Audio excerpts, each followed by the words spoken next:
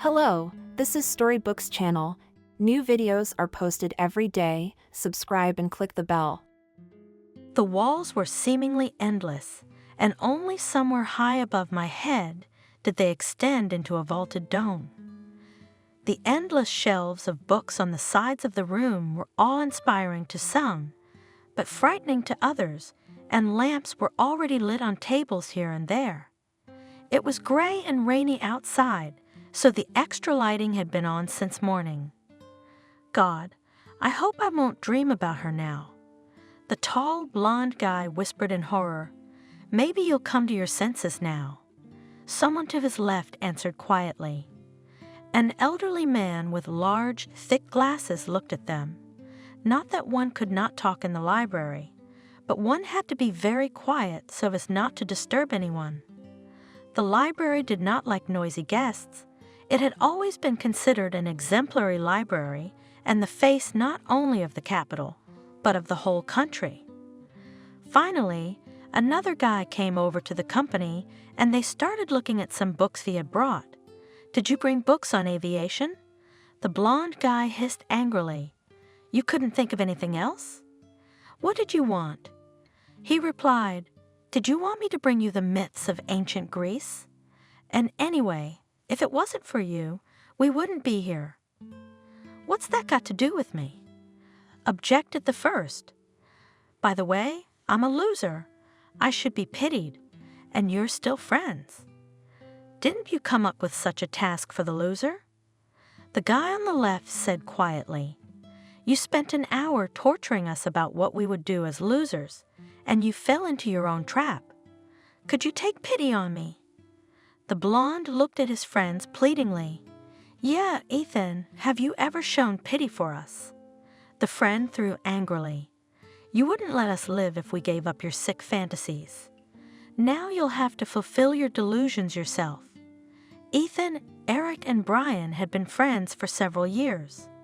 Initially, they had all been in the same year at the Aviation Institute, but if it hadn't been for Ethan's mischief and debauchery, he would have been in his 4th year of full-time study with his friends. Ethan Parker was the son of the mayor of the city. He was a difficult guy. His father had suffered so much with him that when Ethan graduated from high school, he literally wanted to give him to a military school or enroll him in the army on contract. "Ethan," angrily yelled at his son by his father, "will you ever stop? I can't stand you anymore. I'll either disown you or give you a contract somewhere in Africa. Why did you punch James in the face? Let him watch his mouth." The boy replied, "I didn't ask him to meddle in my business. So because you stole his motorcycle, he had to stand there and smile. My dad could barely contain himself.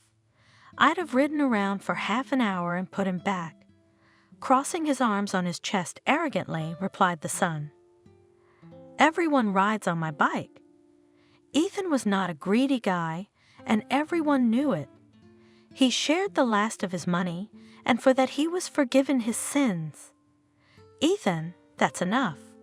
Matthew said at last, there will be no home for you, that's it. You're going to Boston to study. What do I need it for?"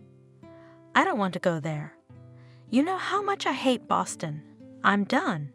His father looked at him sternly. "I asked you nicely not to touch anyone in our town, did I? And you? You're nothing but trouble.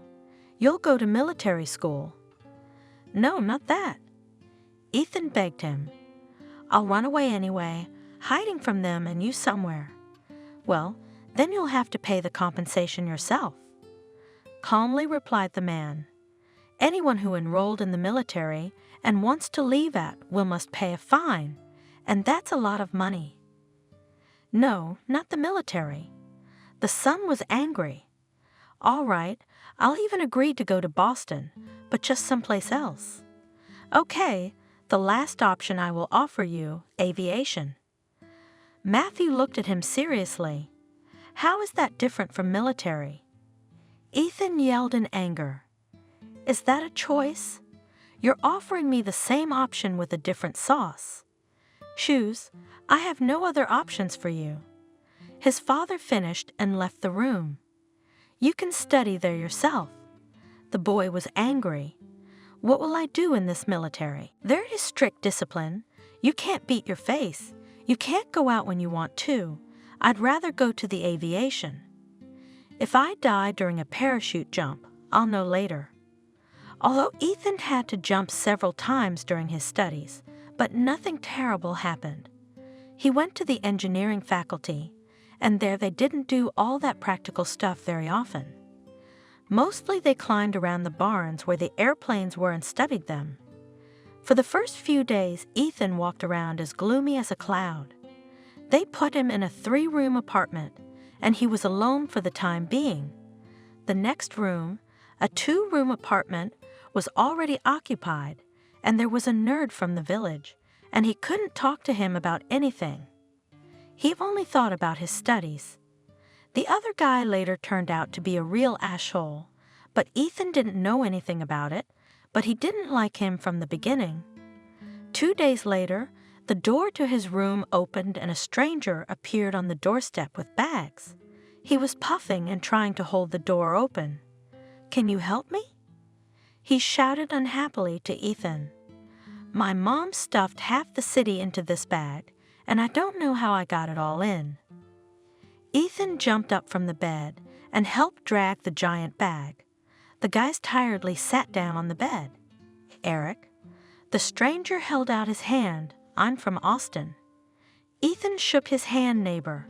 "Houston."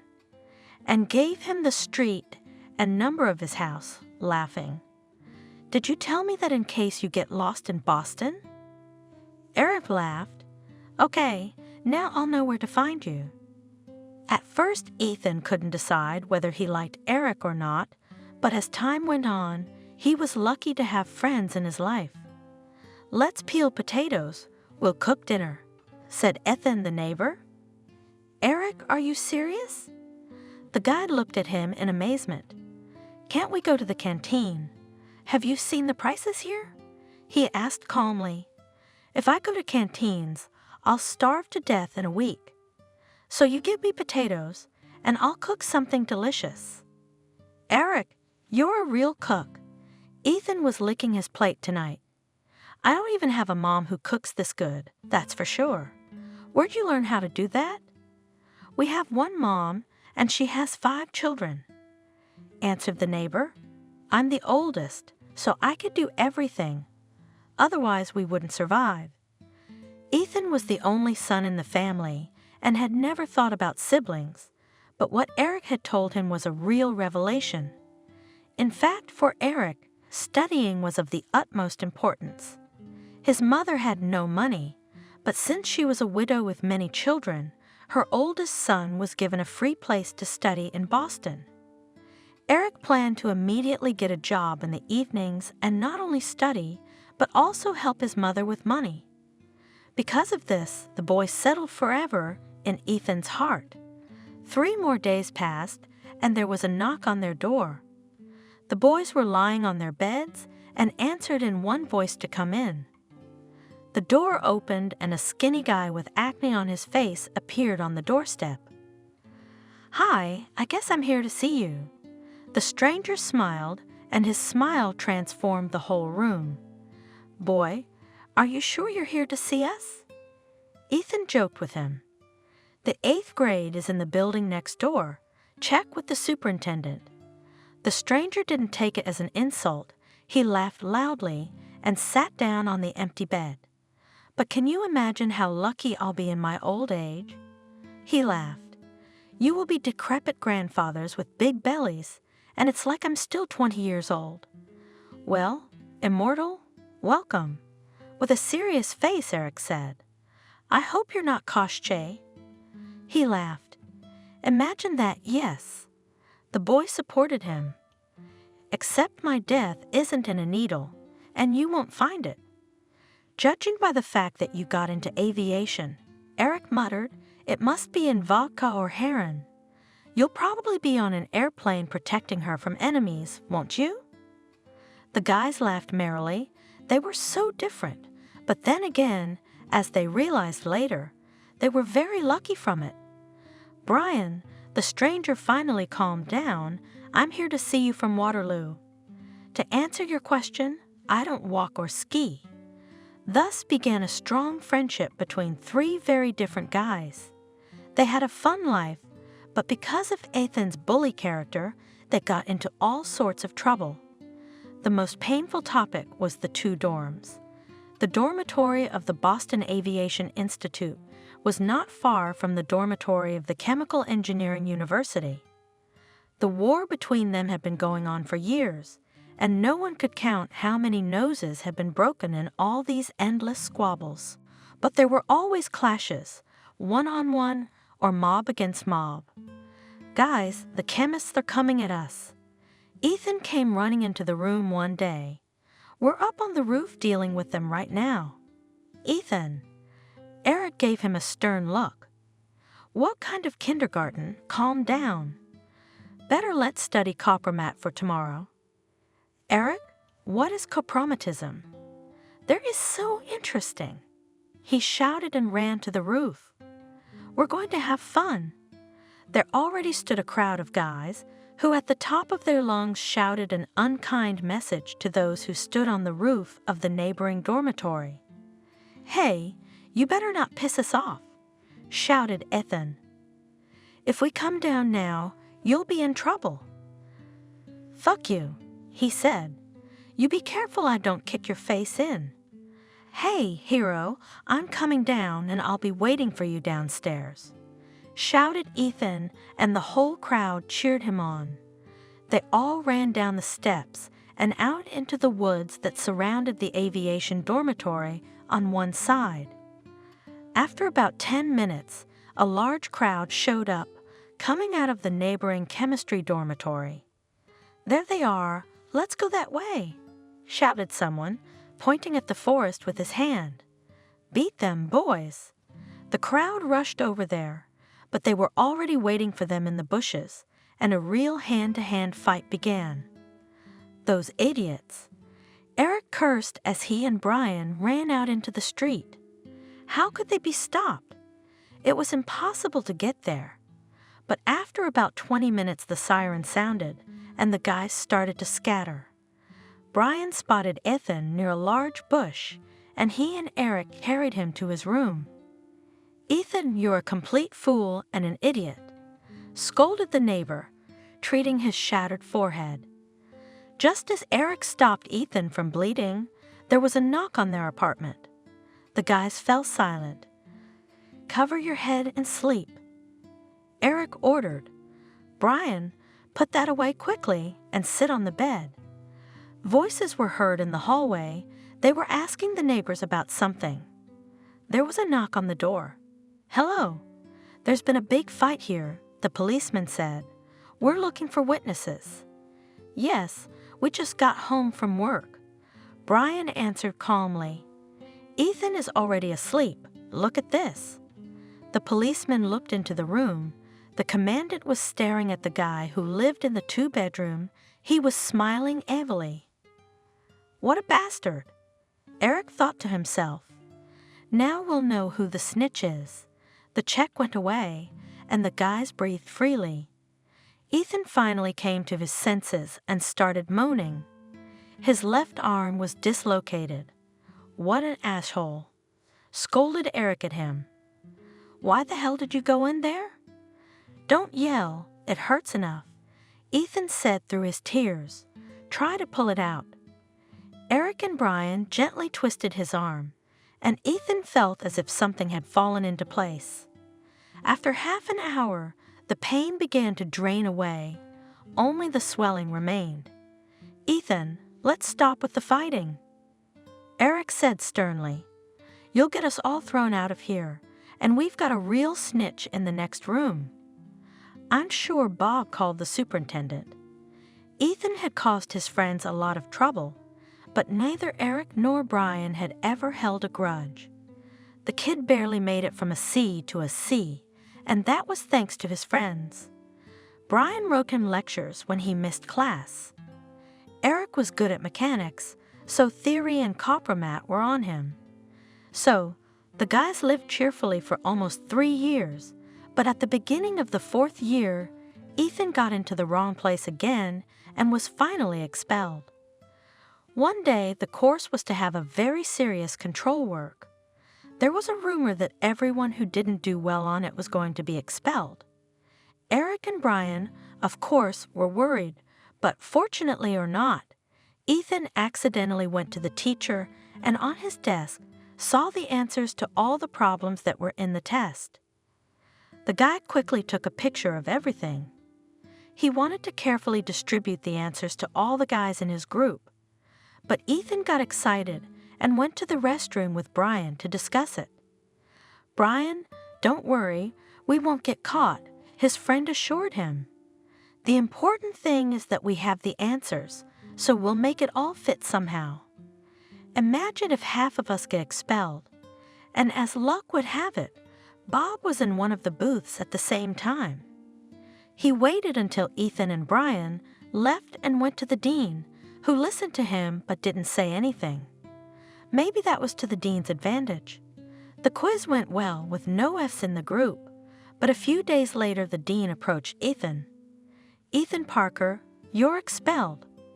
Dryly, he said, "You peeked at the answers to the test, which means that you would have written it by 2. The guy ran to his classmates to find out who turned him in, but the guys denied everything. No one could understand anything. "Ethan, why would we fail you?" said one of them. "You did all this, not only for your own sake, but for ours as well." Suddenly, Ethan saw Bob at the window, smiling and whispering to himself. "You did it, didn't you, you bastard?" The boy grabbed him by the scruff of the neck. "You asshole, why did you do it?" At first, the roommate was very frightened, but then looked intently into the guy's eyes. "Yes, life from you, there is no life." Coldly, he said, "I've had enough of you, so be it." Ethan clenched his fist and swung, but the boys quickly grabbed him and led him out of the classroom. Ethan didn't say anything to his father, of course. He knew he could recover, but it would take a lot of money. The boy didn't want to ask his father for it. Ethan got a job at a construction site to earn money and transfer to a correspondence course. He lived at the guy's place, and they had not moved anyone else in for 6 months, so he had no problems with housing. The only one who created them was Bob's neighbor. He'd written to the superintendent several times that Ethan was living there illegally, but it had all been easily solved with money. The guy was afraid that he would go higher and then he would definitely be evicted from here. "Ethan, he'll get his way sooner or later anyway." Eric sighed. "We have to do something about it. Yes, there's not much time left till the end of school, so maybe it'll pass," answered Ethan. "I talked to the dean of the part-time faculty, and they're willing to take me on as a 4th-year student. I'll even be able to pass the winter session, but I have to pay first." "Ethan, come on, talk to your dad," Brian suggested. "You can tell him that I'll borrow money from you and pay him back little by little. I'm afraid he'll take me away from here, or he'll put me in the army out of spite." Ethan answered with annoyance in his voice. "That's why I need to be reinstated as a correspondence student, or else I'll be in trouble." "Well, how much money do they want?" Eric asked. "Well, not $1 million. "No, of course not," said the friend. "First 30, and then they said we'll see." "Ethan, it's still nothing." Eric rejoiced. "So let's do the math. If we add up what you, me, and Brian have, we'll have 15,000. I'll tell my mom that I can't send her the money until Christmas. The 3 of us need to get good jobs now so we can get it all together in a month." Eric, Brian, Ethan wept. "You guys are real friends. I love you so much. I'll pay you back later." A couple days later, a good job came up. The guys have already tried to do repairs of apartments, but this time they were offered to do a Euro renovation in one 4-room apartment. "If we tense up, we can do it in a month." Eric reasoned. "Ethan, you start in the morning, and Brian and I will come to you right after the lecture." The guys worked hard, and after 2 weeks they had already done quite a lot. The owner liked it and paid them part of the money for the work. Guys, he gave us $1,000 on top. Brian was happy. At least we'll have a decent meal tonight. It was about 5 p.m., and the guys wanted to work a couple more hours. The money they had gotten today not only warmed their pockets, but also their souls. If I met a charming girl now, I would marry her. Brian said dreamily, smearing plaster on the walls. "It's been a long time since we've had this conversation." Ethan rejoiced Brian. "What's she supposed to be like?" "Fat, skinny, blonde, black-haired?" "Ethan, I honestly don't care." The boy laughed. "Of course, a Triton would hardly fit. I don't think fat girls would look good on me." He looked at his skinny body. "With your anorexia, a fat girl wouldn't fit." Eric backed him up. "If you pick her up, Brian is finished." He laughed. "Well, why don't we look at it from the other side?" Ethan said, holding back a laugh. "We need to change the rules. Let the girl carry Brian in her arms." The boy couldn't calm down. "I can picture it. I'm clutching her neck like a little kid, and she's carrying me to bed. Brian, and not just to bed." Eric said through his laughter, "Let her carry you everywhere, to work, to home, to the kitchen, to the cottage." "Oh, I don't like this kind of family life," Brian sighed. "To be honest, I would like the girl to be smart first of all, so that she and I would have something to talk about. You know how much I love to read, so talking about different topics is as important to me as bed." "I can imagine," laughed Ethan. Brian's wife says, "Come to me, my love. Kiss me," and he's like, "Darling, I need to finish my book first, or we'll never make it with you." "Well, you're exaggerating." Brian said, offended, "I can do this kind of thing without a book. I just wish I could meet a girl like that in my life." "Ethan, what kind of girl do you want?" Eric asked unexpectedly. "I don't think he'd look at anyone but a busty blonde." "Blondes, of course, yes." Ethan said dreamily. "The main thing is that she has to be beautiful."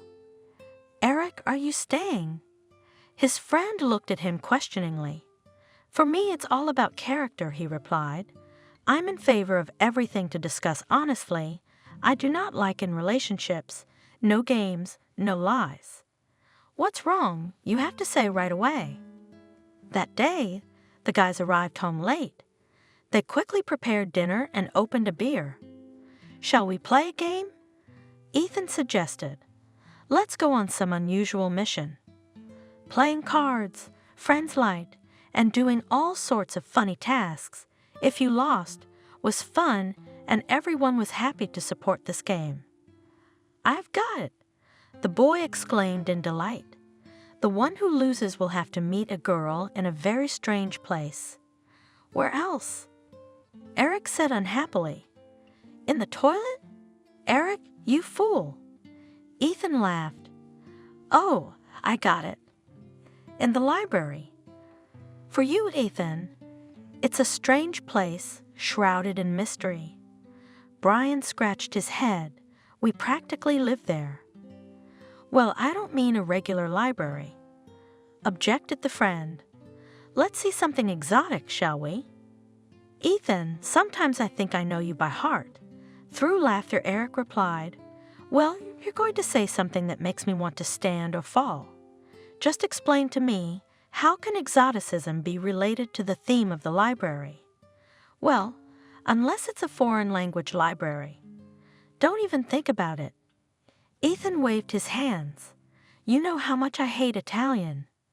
The one who loses has to approach the girl, and in order to keep up appearances, you'd have to speak to her in Italian, and the thought of it makes me dizzy. I think I'm going to faint." "Okay," Eric agreed. "The foreigner is out.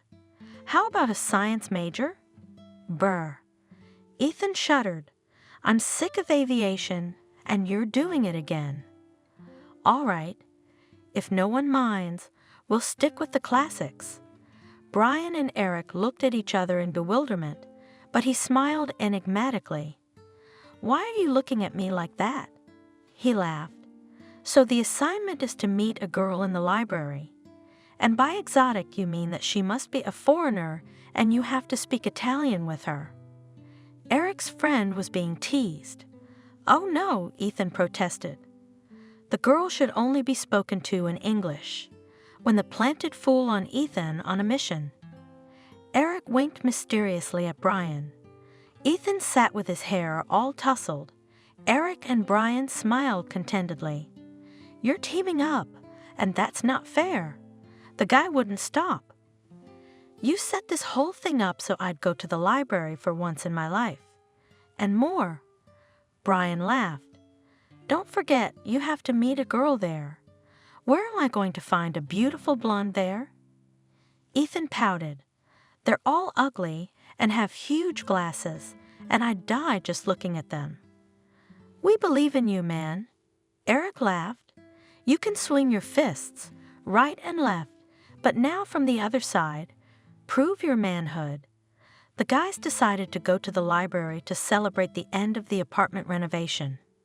Just in time to talk about Ethan rebuilding. Is that any way to celebrate? Ethan muttered unhappily. Well, can we at least go to a club after this torture? No. The friends said in unison. You shouldn't go clubbing. You're deciding your fate. We're going to choose a bride for you and Hugh. In the library? Are you out of your mind? My friend protested. Do you want me to marry her later?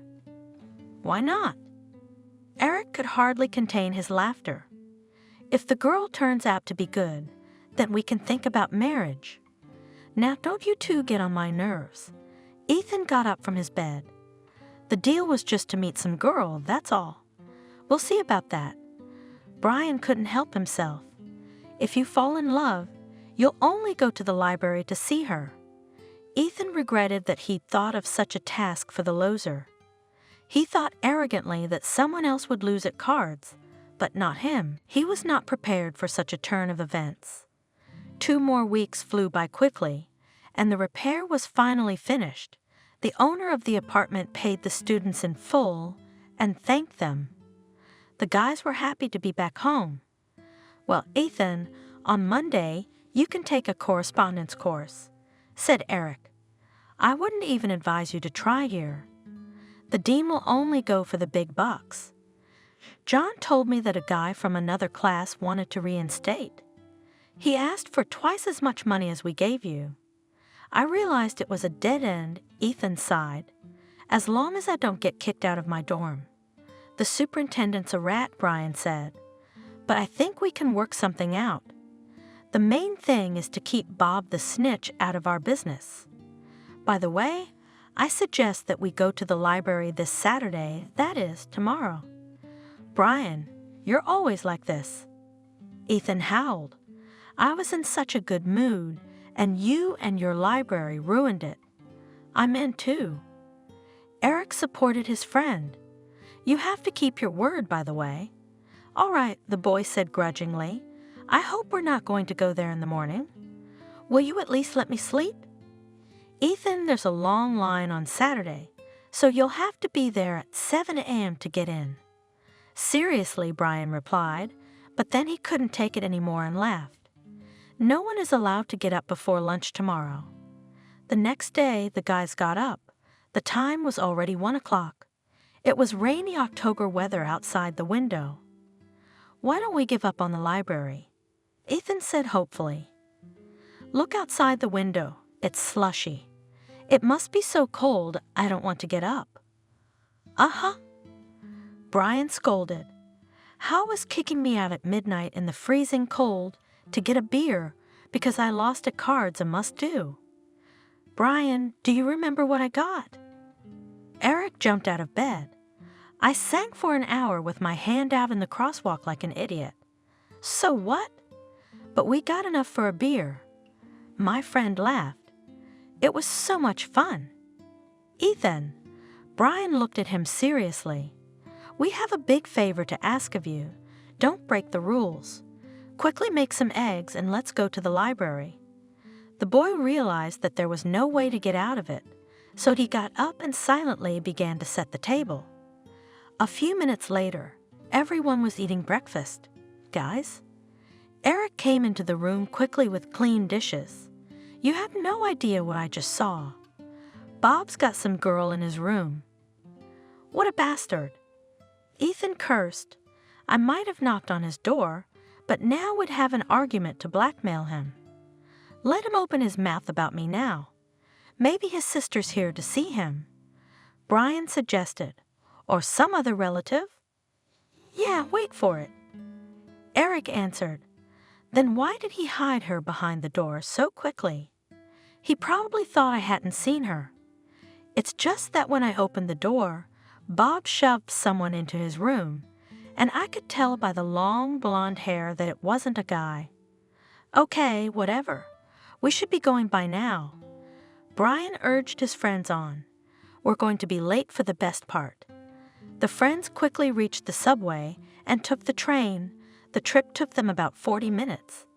Finally, the main entrance to the library appeared in front of them.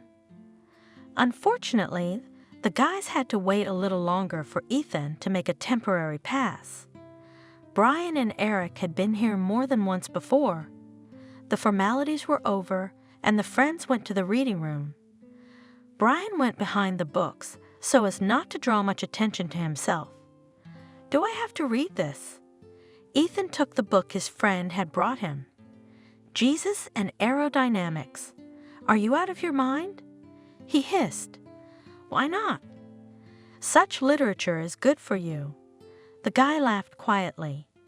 "You read and look around at the same time." "I've already looked around." Ethan was angry. "There's no one here but men in glasses or ladies of balsamic age or older." "Look over there." Eric gently pointed to the far table. "I don't know." The friend whispered unhappily. "She has at least one plus. She's young." "So, where's the restroom?" "We go straight ahead and then left and then asked." Brian laughed. "Just your way through it." "How do I look?" Ethan stroked his hair with his hand. "Am I a handsome guy?" "Very." Eric clamped his mouth shut to keep from laughing. "Go look at her and win. We believe in you." "Learn, boys." Ethan stood from the table and slowly made his way to the stranger's table. The guy walked and looked around. He wanted to make sure this was the best choice, but unfortunately for him, all other options were for men over 50. "Oh, sorry," Ethan pronounced, inadvertently hitting the stranger's table. "I've been here since this morning, and my head's not working and my legs are splayed." "I understand." The girl smiled. "Granite of science is a damn hard stone." She took off her glasses and laughed softly. "Do you chew on it?" Supported the theme stranger. "Do you have reinforced concrete or just some logarithms?" "I have only atoms and molecules, but they are very difficult to catch." The girl laughed. "Concrete would be better." "Don't tell me you're a chemistry major with a scare," asked Ethan. "Yes," replied the stranger proudly. "Are you there too? You must be a senior, right?" "To my great happiness, no," he replied. "We are not friends with yours at all. We are real enemies." "Ah, you're from the aviation school." The girl smiled. "Honestly, I can't think of anything else." "That's the one." "Ethan." The guy held out his hand. "Well then, shall we get acquainted?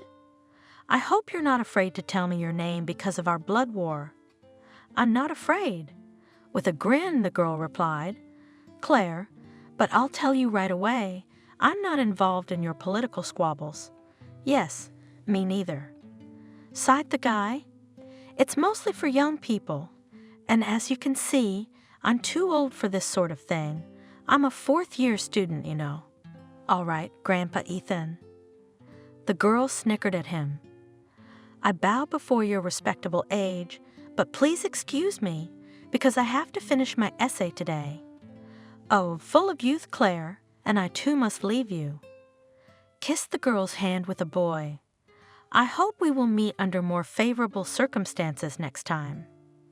The smile never left Ethan's face as he approached his friends. The guy, satisfied, sat down in his chair and only now noticed that Brian wasn't there. Did he run to get his books again? Guy asked with interest. Brian probably thought we'd be here until 9 p.m., but I got my assignment done in an hour. You met her? Eric said in amazement. From the way you cooed at her, did she tell you her name? Or maybe she gave you the keys to her apartment right away. He was making another joke. Her name is Claire. Ethan answered calmly, but we can't do anything with her yet, because she belongs to a clan that's hostile to us. Wow, Eric laughed. You two are like the Montags and the Capulets, but I was hoping that our Romeo had met his Juliet. Yeah, she's a dangerous person to be friends with. Ethan objected. She's chemical. First time coming to the library and so unlucky. Do you remember what they did to me then? The boy looked at his hand. I'll never forgive them for that. Where's Brian? I don't know. Eric whispered. He said he went to the bathroom. Maybe he ran into someone he knew on the way. The friends waited for Brian for over an hour, and finally he showed up. Ethan immediately wanted to leave the library after meeting Claire, but they were nowhere without Brian. Are you constipated in there? In anger, he said. We've been waiting for you for almost 2 hours. Well, you've only been waiting for me for an hour, the friend replied calmly. I had business to attend to. I had an important meeting. In the bathroom? Ethan persisted. Jesus, who could you have met there? We were about to call the police to look for you among all those fat guys. Eric laughed and put his head under the table. He couldn't contain himself any longer. After 5 minutes, everyone came to their senses and went with Brian to turn in the books. I'm not letting you go anywhere alone here anymore. Ethan's friend muttered in the back. Or else you'll have some important meeting again, and Eric and I will be under the table here with him. All evening, Ethan bragged to his friends that he had managed to meet a girl in the library. Ethan, I already know by heart what you said to her and what she said back. Eric covered his ears in protest. Would you shut up about Claire? You said yourself that you and her wouldn't work out. That the chemical and its inhabitants are our enemies, or have you changed your mind? No, I can't live with that kind of embarrassment. The boy said arrogantly. Well, I hope that was my first and last time in the library. Was she even pretty? Brian asked his friend. What color were her eyes? What about her hair? How would I know? Ethan replied unhappily. Did I look at her? You're like a country bumpkin, for God's sake. The friend cursed.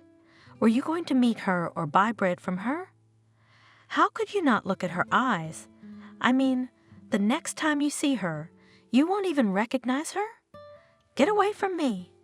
Angrily, Ethan said. I won't see her anywhere else, not her or your library. The next day was Sunday, and the boys couldn't get up for a long time. It was still raining outside, and there was no mood. After lunch, Brian started to get ready to go somewhere. Are you going out? Ethan asked him. Look at the weather out there. Brian, are you stupid? Why don't you tell me what I look like? Without noticing his friend's words, he looked around. Does this sweater go with these pants? Brian, are you going on a date? Eric said in shock. Judging by the way you're dressed, it's true. Who is she? And why don't we know anything about it?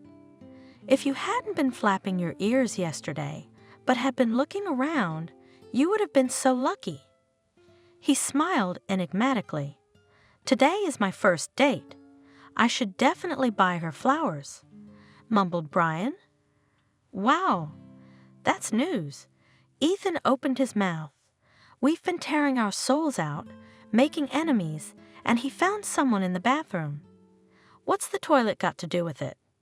He looked at Ethan resentfully.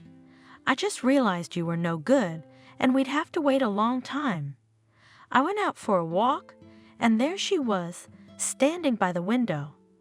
I fell in love with her at first sight. Is she from the chemical industry too? Ethan asked curiously.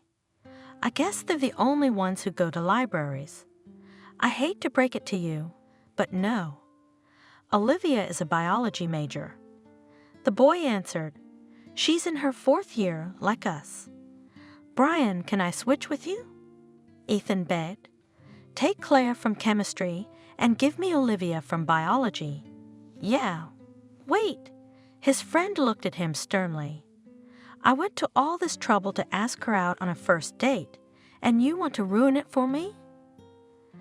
Guys, Olivia is my destiny. And yours, Ethan Claire. Oh, you're so full of shit. The guy jumped out of bed. At least you tell him we suffered for 2 hours in the library yesterday because of him, and he's leaving us. But each of us will meet his girlfriend someday. Sigh. That's when we'll part ways. It's a good thing Brian found Olivia. We'll see what happens to you when you fall in love, Ethan. You're the one we're gonna have so many tantrums with. When I close my eyes, I see her, my blonde. Dreamily said the guy. What a figure she has. Even in my dreams, she drives me crazy. And what will happen to me when I meet her in Java? Eric, you're probably right. That day, Brian returned to the dorm late. His friends had stayed up late to check in with him. Basically, none of them had been in a serious relationship yet. Guys, I'm crazy about her. Closing his eyes, collapsed on the bed Brian. She and I first sat in a cafe. Then we took a long walk along the main streets. Olivia likes to read too. We couldn't stop. We wanted to tell each other everything about each other in one evening. I think she liked me too. At least Olivia agreed to a second date. I don't know if it's for good or bad, but Olivia is from Boston and lives down south with her grandmother. You guys, she's my dream. Well, there goes Brian's luck. Ethan sighed. Now he'll have a residency in Boston housing, and all I got was some Claire. Yeah, maybe she's from Boston too. Eric laughed. You didn't ask her exact address, did you? Of course she didn't tell you. That's where you should start. Laughing, Ethan approached. Not hello, not what's your name, but immediately, where do you live? And then you decide whether you need it or not.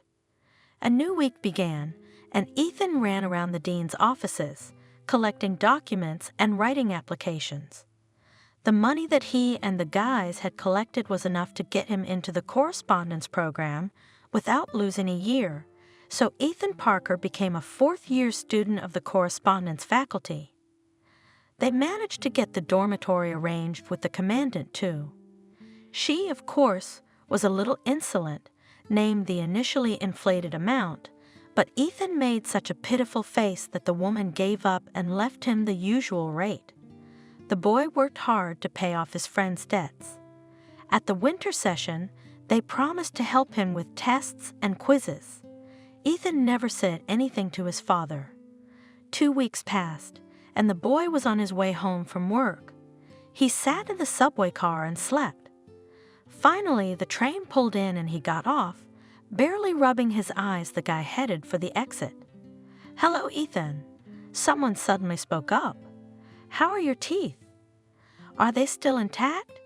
The guy looked at the girl carefully. At first, he couldn't understand what she was saying, but then he realized. Claire from the library, is that you? He said in astonishment. What are you doing here? I live here, she laughed. As you remember, our dormitory is right next door. You live in a chemistry dorm? The boy asked in shock. No, not that. For some reason I thought you were from Boston. No, I'm from the village, answered the girl. I'm in my 3rd year, and I'm going to become a great scientist. How's that working out for you? Looked at Claire, Ethan. Judging by the way you're practicing seriously, it's coming along. No, it's not. Claire laughed. I just love chemistry. I'm interested in it. Are you a future pilot? She asked with interest. Or are you studying law here? Neither, the boy smiled. I study engineering by correspondence. Unfortunately, I had to transfer from a full-time program. I thought at first I would come to Boston, study and work, she sighed, but we're so overloaded that we don't have time to sleep, not to mention work part-time. I thought it was worth it to be patient for the first 2 years, then it will be easier. But no, it became even worse. There's so much ass-kicking, it makes me dizzy. Yeah, that's what college life is like. Ethan backed her up. You know what, Claire? Maybe we should go to a coffee shop sometime. You gotta get away from it all once in a while. Well, if it's just for a friendly chat, I don't mind. The girl answered him. Thursday at 6. Is that okay with you? Claire, can't you just call me by my first name? The guy looked at her pleadingly. I'm sick of this formality. Ethan, can we meet at the cafe on Thursday at 6? The girl laughed. It's not far from here. Deal. The boy held out his hand to the girl. Coffee and cakes from me, and in general, whatever you want to eat. The girl nodded and went into the entryway. Ethan only now noticed that he was standing outside the chemistry dormitory. I'm a traitor. He whispered to himself that he had willingly come into the enemy's camp and surrendered to him. Aviation will never forgive me for this. The guy was in no mood to go up to his room. The guys were already home. Brian was reading some textbook. Eric was making some sketches. Why are you in a mood? Brian asked his friend when he came in. Did something happen to you? Are you sick? I'm a traitor. Ethan said with annoyance in his voice. You have no idea where I was just now. I went to see the chemists. Were you dealing with them again? Eric looked at him in horror. Ethan, did you fight again? Worse, he sat down on his bed. It's all your fault with your library. Come on, let's go. What's wrong? His friends couldn't understand. Did you get caught for the last time you fought? I took a girl there today. Finally, he confessed. Remember Claire from the library? She happens to live in their dorm. I ran into her by chance today. I didn't even realize I'd walked her to the chemistry dorm. I was a fool to invite her to the cafeteria on Thursday. Oh my God, I'm so stupid. Brian threw down his textbook. You should be glad she's coming to your place on a date. Maybe this girl will finally talk some sense into you, and you'll stop being scared of chemistry. I'm not afraid of her, he replied dryly. I just hate her. They're all arrogant and insolent. What's the girl got to do with it? Eric asked him. Did she run on the rooftops with you and swing her fists? Honestly, Ethan, you're like a child sometimes. You're 21 years old now, so it's time to grow up. It's a matter of honor and dignity for me. The guy said, if I started being friends with them, I wouldn't respect myself. Okay, then we'll keep Claire. Eric laughed. Well, let's save her from your revenge. It's true what Brian said. You should be glad the girl agreed to go to the cafe with you, or you'll be 70 by the time you wait for your blonde. Ethan first decided that he wouldn't go to the cafe, but when Thursday came, he was drawn there by some inner force. The guy just threw on his jacket and went to meet Claire, and it was one of the best evenings of his life. Claire turned out to be a very humorous girl that laughed and joked all evening. Ethan thought he was even busting a gut. The girl's charm was unparalleled. Claire, you're a fun person to be with, Ethan said, barely stopping his laughter. I don't know how your molecules and atoms don't go crazy for you. Oh, Ethan, sometimes they do. The girl laughed. You know, everybody's experiment is going fine, but mine, something explodes or some foam comes out of the test tube. In general, I'm a bit of a chemist, but it's people like you that make geniuses. The guy looked at her and thought, so she has green eyes and long brown hair, and when she takes off her glasses, she becomes very beautiful. What's it like? Ethan was asked curiously by his friends when he returned from his date. Claire is a nice girl, he said. Even though she's not blonde, I like her. She's easy to be with, and she's like she understands me right off the bat. And what about the beautiful blonde? Through laughter said Eric, have you already forgotten about her? No. Ethan looked at him. Even though Claire has green eyes and brown hair, she's beautiful too. It doesn't even bother you that she's chemical. Brian looked at him intently. Not anymore, calmly replied the guy. He lay down on his bed and turned his back to the wall. Something's not right. Eric wanted to make a joke. Ethan must have fallen in love with Claire. After the first date, Ethan wasn't really looking forward to seeing the girl again, but inside he was drawn to her. Claire told him that on Saturdays she was usually studying at the library. So the guy couldn't stand it, and he was going to meet her this weekend. Where are you going so pretty? Ethan asked Brian as he started to get ready. Isn't it your day off? It's a day off. He answered seriously. I'm going to the library. I have to meet Claire. God, who would have thought our jokes would be true? Eric said in shock. Ethan, are you really going to the library for her? Yes, the boy said shortly. You told me yourself that she was going to be my fiancée, so what's the big deal? Or did you, as usual, change your mind? No, I haven't. Brian got up from the bed. We're all for it. I'm leaving for Olivia's in an hour or two, by the way. So, Eric, you're the only one left. But if it happens to me, believe me, you'll be the first people I tell about it. The guy replied and laughed.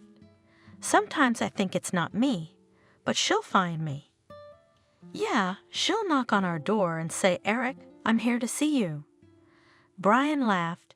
You've got a referral from the Celestial office, so sign it. Ethan made himself a temporary pass and went to the reading room. He looked around and saw Claire at the far table. The girl was writing something. Hello, he whispered. I see that you have a total lawlessness in the chemistry department. It is necessary to abuse your students like that. Aha! Survival of the fittest. Claire laughed. Ethan, hi. Are you working? Or are you here for moral support? The latter. The guy smiled. God, how have you been sitting here for so many hours? When I look around, I get this image of all these cabinets piling up on top of us and us climbing out from under the books. I thought so at first, too, the girl said, holding back a laugh. I even went over to them to check if they were stable. Were you wobbling them from side to side? Ethan couldn't take it. I imagine you in a construction helmet, overalls, and big boots. Okay, Ethan, stop it. Begrudgingly, the student looked at him. I've got 20 pages to write today. Well, you have an assistant now. The guy sat down next to her. Tell me what to do. Ethan, thank you. Claire smiled. I'll show you. And you dictate quietly. Let's start with this paragraph. Mother of God. The boy said in shock. How am I supposed to read these formulas? There's a hieroglyph here, with sticks coming off it in different directions, and some other stuff on their ends. I don't even know those letters. You don't have to read the formulas, just read their names as they stand in the text. Claire calmed him down. I know them by heart. At first, Ethan found it difficult to pronounce all these names, and it was impossible to speak loudly, but after half an hour their work boiled over. And to Claire's surprise, they finished very quickly. Ethan, that's it. The girl closed the book happily. Wow, you and I broke all records today. Grandpa Ethan, you're still good, she laughed. God, let's get out of here, or I'm going to burst out laughing. The boys quickly handed in their books and went to the locker room. Claire's mouth was agape with joy. She was so happy that she had written half of her project that she couldn't calm down. Ethan, we should celebrate. She looked sternly at the boy. May I thank you and take you out for coffee? Claire, I don't mind. My stomach was rumbling so much that I thought the security guard was going to come up to us and charge in with something. The student laughed. Yeah, he'd give you a stern look and say, could you take the troublemaker outside?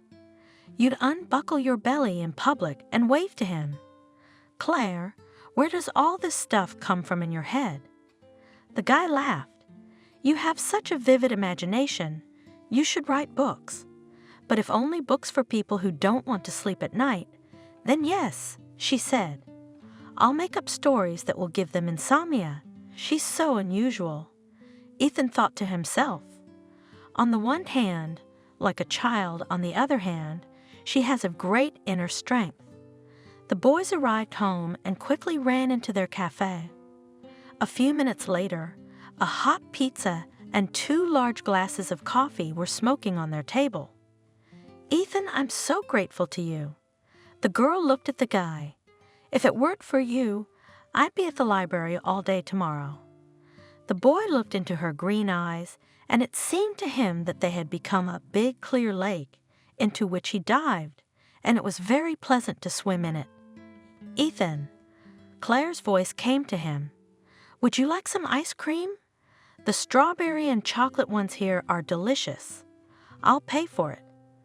Go ahead, he smiled. But the ice cream will be on me, and don't even protest. Claire was so easy to talk to Ethan that it seemed like they had been friends for years, but that night, the guy had a new feeling for her. Ethan, what are you doing? His friends were worried when, without saying a word, he flopped down on the bed and pushed himself against the wall. Did you and Claire have a fight? The guy sat down on the bed, looked at the guys and was silent for a long time, then smiled broadly. Guys, I think I'm in love. Finally, he said, I've never felt like this before. Everything inside just sings. My whole body feels so light, I don't even want to say anything so as not to spook this state. It turns out that Ethan is a romantic. Eric whistled. Who would have thought that behind his powerful fists there was our friend's vulnerable soul? I'm honestly afraid of one thing. Ethan sighed. Claire and I are like good friends, and I'm afraid that if I tell her I love her, she'll reject me, and I don't want to lose her. Give her some time, answered Brian. Women will never tell you the truth right away. They have to trust us first. Ethan and Claire often met not only on weekends, but also during the week. The guy was well aware that he was seriously in love with the girl. For him, this was not a romantic adventure or an affair for a couple months. Ethan, thanks to Claire, had learned a lot about himself. He thought that he could change girls like a glove, but it turned out to be the opposite. Ethan turned out to be a one-lover. Except for Claire, he didn't want to see anyone else. The guy was no longer interested in blondes or girls with beautiful forms. In an instant, Claire, the simplest girl, became his dream. The time was approaching Christmas, and Ethan wanted to invite the girl to a cafe to give her a present. Claire had a very busy time. She had to pass all her credits and get admission to exams, but she always found some way to meet Ethan. Claire, Merry Christmas to you. He held out a small box to the girl. This is for you. I'm sorry, but I don't have much experience in choosing gifts for girls, so I settled for the classics. The girl opened the gift with curiosity. On the beautiful fabric, gold earrings in the form of hearts glittered. Claire blushed. not sure what to say to her. "Ethan, they are very beautiful." "Thank you so much," she said seriously and looked him in the eye. "I love you." Unexpectedly, Ethan said, "I'm not rushing you into a decision. I know you need time to think about it, and I'll wait for you." The girl didn't answer him anything. You could tell by the red blotches on her cheeks that she was very worried. After this meeting, Claire disappeared somewhere. She didn't pick up the phone at first, but then she said that she was very busy and asked them to meet after the session. Ethan wasn't himself. Why did I even tell her I loved her? He berated himself. Maybe she only thought of me as a friend, and I'd ruined everything. "Ethan, let's be logical." Eric suggested. "If she didn't like you, she wouldn't date you, so she has feelings for you. It could be that Claire's just scared. If she's as much in love with someone for the first time as you are, then naturally there is a lot of fear. She may be so afraid of losing you herself that she doesn't know what to do." Ethan's suffering for his friends was simply unbearable. What the guys did nothing but do. He wouldn't eat, he wouldn't talk to anyone. The guy disappeared all day at work, then did not get out of bed. It was the middle of January when his phone rang. "Claire, hi." The guy said cheerfully, "How are you? I'm worried about you. You asked me not to call you yet." "Ethan, can you come to our cafe tonight?" The girl answered calmly. "I'll be waiting for you there. I'm going out with Claire tonight." The boy jumped up from the bed. "God, I almost lost my mind. I thought I'd never see her again." Ethan was very nervous. He kept thinking about how he should behave with Claire. Dozens of scenarios of their conversation popped into his head, but he realized that none of it was right. Finally, at 7 o'clock, Claire walked into the cafe, the girl holding herself somewhat coldly. "Ethan." She looked the guy in the eye. "You're a good guy, you're my best friend, but is there someone else?" Ethan couldn't stand it. "Claire, are you seeing someone already?" "No," she answered quickly. "That's not the point." The girl looked intently into his eyes. "Then what is it?" The boy persisted. "Your parents won't let you, or are you engaged to someone else?" He searched for the right answer. "Ethan, I care about you a lot." Claire lowered her eyes. "But we'd better break up now, because the longer we're together, the more I love you. But if you meet someone else in your life, I won't survive it." "I don't know how to explain it to you. Why would I meet someone else, Claire?" Ethan wondered. "I love you. I don't need anyone else. Can you understand that? Claire, I can't go on without you. Why should we both suffer now? I need you, do you hear me? And I need you." The girl cried. "But I'm so afraid of losing you that I don't want to live." "Why should you lose me?" Ethan was indignant. "Silly girl. Claire, I don't care about anyone. I live because I have you. I don't need anyone else." From that day on, Claire and Ethan began what they call a serious relationship. "Claire," Ethan once said to a girl, "this year let us pass quietly, and the next year, you'll be in the 4th year, we'll get married on May holidays, then you and I will have a year left." "Ethan, I love you so much." The girl kissed the guy. "Then after the wedding we can rent an apartment. You know, one of my professors suggested that I write my thesis for him. So he said that from the 5th year, I can work part-time in his laboratory, we can eat on this money, and on your salary to pay for the apartment. Ethan, I know you'd like me to stay home with the kids, but you know my personality. I can't do it without my chemistry." "I know." The guy laughed. "That's why I'm not gonna say anything against it. When you get tired of your chemistry, then you'll sit at home." The next year, in August, another wedding was planned. Brian and Olivia, after graduation, wanted to get married, and have a celebration for their loved ones. Before Christmas, Brian officially introduced his girlfriend to his friends. They celebrated the occasion in a cafe. Ethan, on March 8, gathered all his friends and introduced Claire to them and Olivia. "Eric, you're the only one left," Ethan once told him. "Well, why don't we play a game and come up with some quest for you to meet your dream?" "But I can find her without your cards," he laughed. "It's May, and I have a very good feeling about it." The end of the school year created a big fuss at the Institute. Brian had gone somewhere else, so Eric stood quietly looking out the window. "Excuse me, who's Eric?" There was a melodious voice.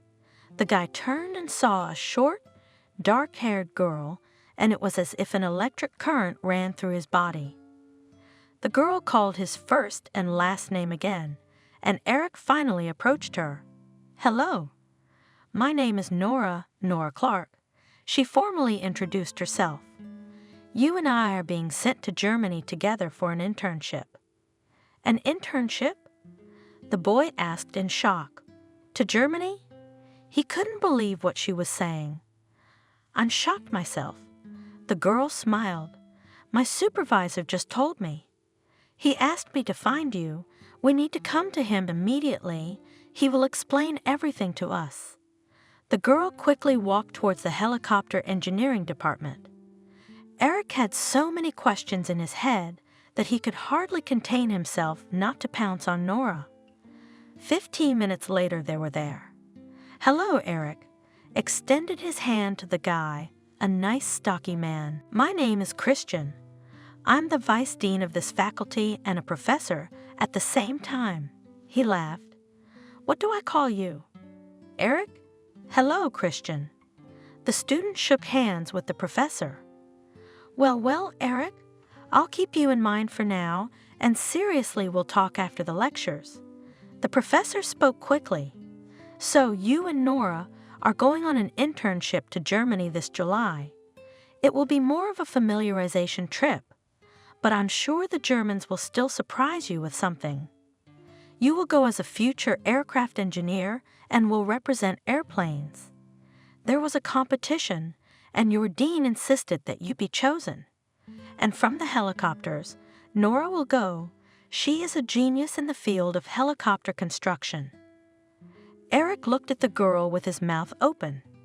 They had 2 girls on the engineering first year, but they then transferred, but that the designer of helicopter designer was a girl, and even so fragile, the guy could not believe it. "Guys, she looks like a 9th grader. She even has a childish face." Eric told his friends with delight. "And this little girl builds helicopters. I'm totally shocked. Her supervisor said that she even has 1 patent." "So what?" objected Ethan. "I heard somewhere that one of the developers was a woman, so why not?" "Ethan, do you have any idea how much it takes to design something?" I was arguing with my friend Brian. A man's head would boil. "I'm really excited about your friend." "Well, she's not my friend yet," he said with annoyance in his voice. "But I wouldn't say no to something like that. Nora killed me at first sight." "There you go," Ethan rejoiced. "At last there will be happiness on Eric's street. You there in Germany, just do not be stupid. Take her to a cafe, somewhere in the park for a walk." "Yeah, wait." Brian laughed. "They will talk about their airplanes and helicopters all day long, and in general, we have a friend who has reached such a high position, and we are still sitting without beer. Ethan, you've got nothing to do anyway. Go to the store. We should celebrate Eric's success. How about something more serious?" The guide looked at his friends. "Champagne or wine?" "No, we have a strict teacher tomorrow." The guys all said the same thing. "He'll blow our minds." The friends were madly happy for Eric. Of course, they realized that the boy deserved it. Eric had worked so hard to finish aviation well that it couldn't go unnoticed. The kid's mother and his siblings were crazy about the news. His neighbors even threw a party outside in Eric's honor. The session flew by quickly, and Eric and Nora went to Stuttgart, Germany, for an internship. The guys quickly found common topics for conversation. They didn't even need to look for them, despite the difference in specialization. They toured hangars and went on excursions together. Nora kept striking Eric. On the one hand, there was a kind of simplicity about her. The girl was from a deep village. None of her parents even had an education, but since childhood, little Nora all the time mastered something. When she was 16, she was already in the village repairing farm machinery. It seemed that there was no limit to her ingenuity and intelligence, but in her dreams, there was only the sky. At first, Nora wanted to design passenger planes, but with time the girl realized that it is not so easy to come up with something new in this field nowadays, and she switched to helicopters and light planes. The chairman of the village made a lot of effort to knock out for the genius, a place in Boston at the Aviation Institute. The girl's lively mind immediately caught the eye. She seemed to be able to solve any problem, and from this side, she took everything seriously. Eric did not know how to approach her at first, and only in the last week he invited Nora to a cafe. "You know, Eric, I really like it here." Closing her eyes, Nora said, "It's so peaceful everywhere. You could easily design something in this environment. Everyone is silent, as if helping you to concentrate on your work. Nora, are your children going to be designers too?" The boy smiled. "Maybe you'll pass your passion on to them in your genes. I'll tell you the truth, I don't know if I'll ever get married." The girl looked at him seriously. "My unusualness, not every young man will suit. Normal guys won't even look at me. So maybe I, like many inventors, will be alone all my life." Nora sighed. "Nora, you're an amazing girl." Eric said fondly, "You really are extraordinary, but that makes you even more valuable." The girl blushed. No one had ever looked at her as a woman. Of course she, like everyone else, dreamed of true love, but guys were never interested in her as a girl. Nora had gotten used to the idea that no one wanted her. "Thank you, Eric," she said shyly. "I'm sorry, I don't get compliments like that very often.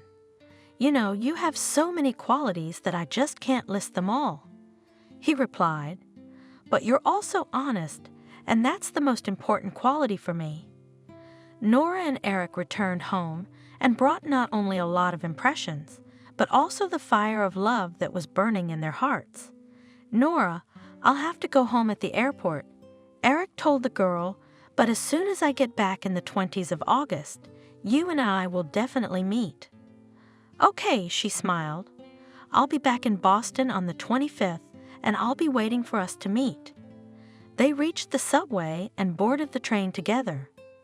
Unfortunately, Nora's dormitory was in a different location, so Eric didn't walk her home.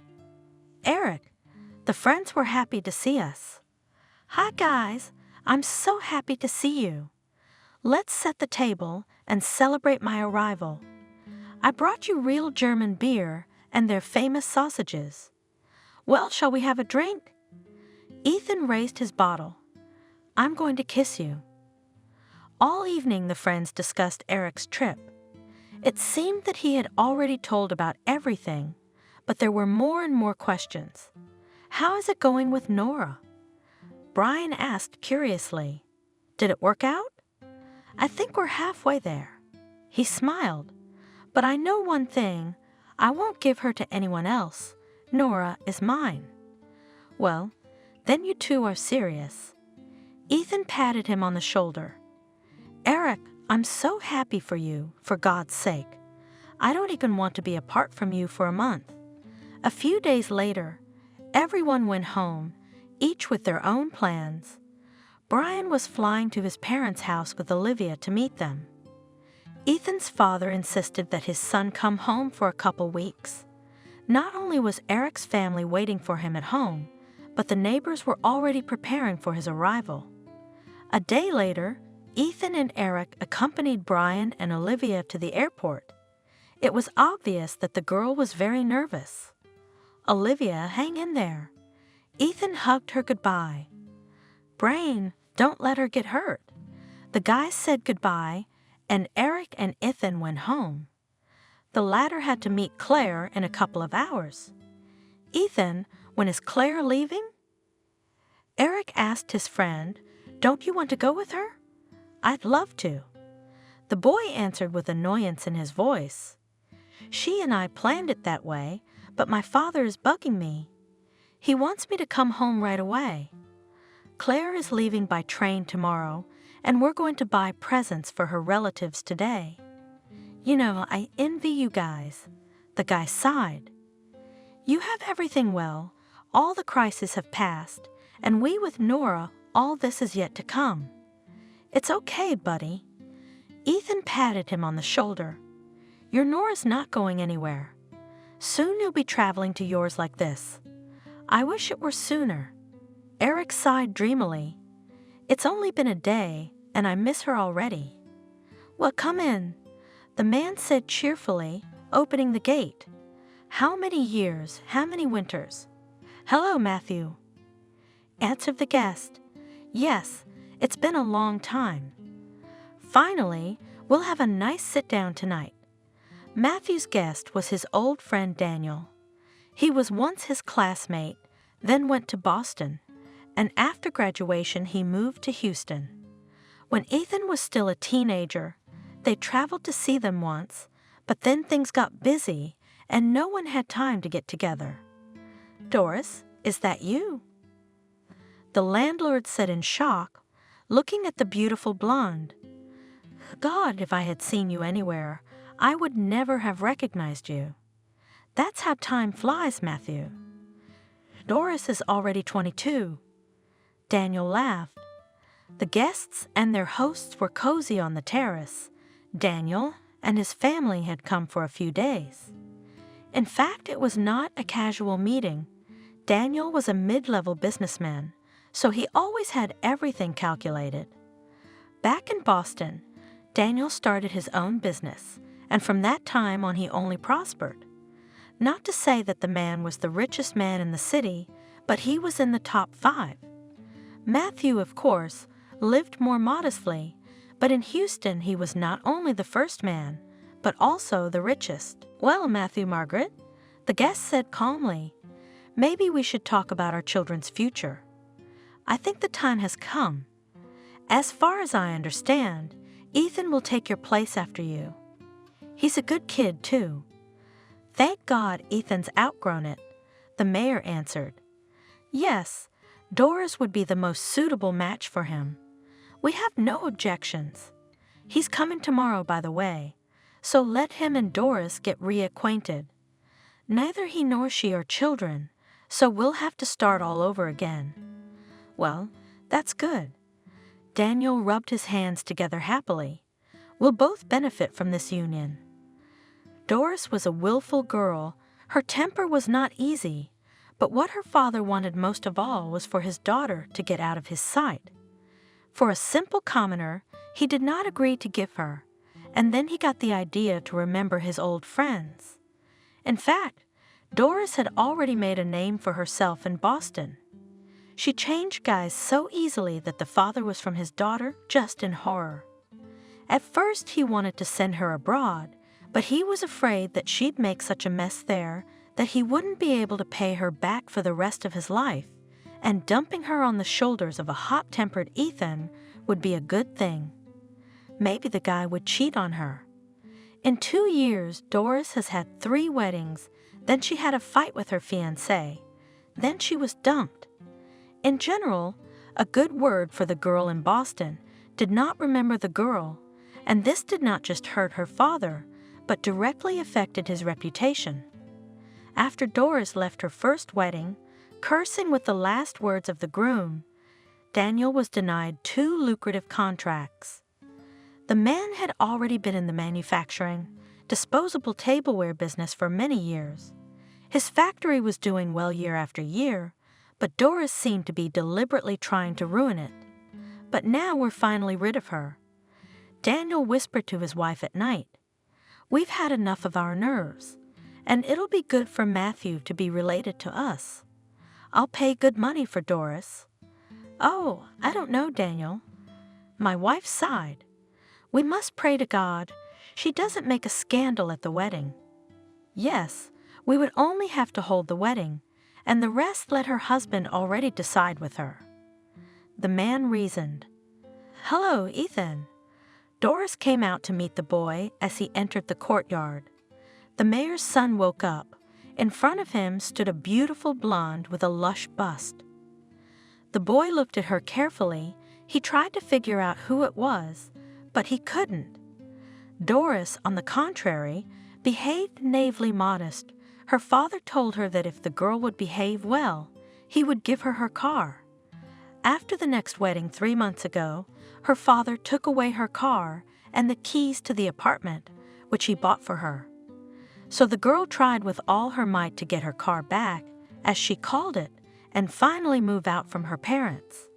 Their surveillance has already got to her, and she dreamed of only one thing, as soon as possible to return home. Doris. She held out her hand to the boy. "Have you forgotten me?" "No." He answered in astonishment. "You've just changed a lot. For the better, I hope." She laughed coquettishly. "Well, welcome home. We've been visiting for a few days now." Ethan didn't quite like having guests at their house, and especially not having Doris here. Maybe Ethan would have been attracted to the girl a few years ago, but now he had grown up a lot, and he looked at life in a completely different way. The only woman in his life was Claire, and he didn't want to change her for anyone else. "Why did you call me?" he asked his father that evening. "I don't think Daniel was crazy to see me. Ethan, you know." Dad was being evasive. "It was an accident. Matthew came first, and then his daughter." "Dad, stop bullshitting me." The boy gave him a stern look. "What do they want here?" "Ethan, you are a grown-up guy, and you should realize that we wish you a better future." Matthew finally answered, "Are you trying to marry me off to them?" The son said in shock, "I have told you many times that I will only marry Claire." "Why do we need your Claire?" The father was angry. "What good is she to me? I'm marrying a decent girl. Judging by the way she looks, there's no dignity there for a long time." Ethan replied coldly, "Don't get on my nerves. I've given you my word. You don't even have anything to blackmail me with. I haven't even taken money from you for the last year." "Ethan," his father looked at him angrily, "don't you dare go against me. There will be no Claire in our house. We weren't going to live with you." The boy replied calmly, "We're staying in Boston, so you don't have to worry about that." "All right, I beg you, stay a few days," quietly asked the man. "When they leave, you can go back to your Boston, to your Claire." Ethan was reluctant to spend another week in the company of guests, but he agreed to his father's request. To Doris's surprise, she liked Ethan. He was a handsome fellow. She tried to hit on him, but he was adamant. The days passed quickly, and the guests left. "But we still have plenty of time until next spring," Ethan's mother said. "I saw them exchanging phone numbers, so maybe they've got it all ahead of them." "Your words to God." My husband sighed. "It would be foolish to lose such a good match for us." A few days later, Ethan left for Boston. The night before, he wanted to talk to his parents. "I'm grateful for everything you've done for me." The boy began, "But I'll decide my own fate. If you don't want me and Claire to get married next year at our house, we won't take offense." "Ethan, I'm the mayor of this town," his father answered him. "It's a matter of reputation for me. I won't have my son having a wedding on the wrong side of town. Your wedding will be at our house." Ethan returned to Boston. After a while, his friends arrived as well. A new school year had begun. Brian and Eric were preparing for the last session and writing their diplomas. Ethan continued working and studying part-time.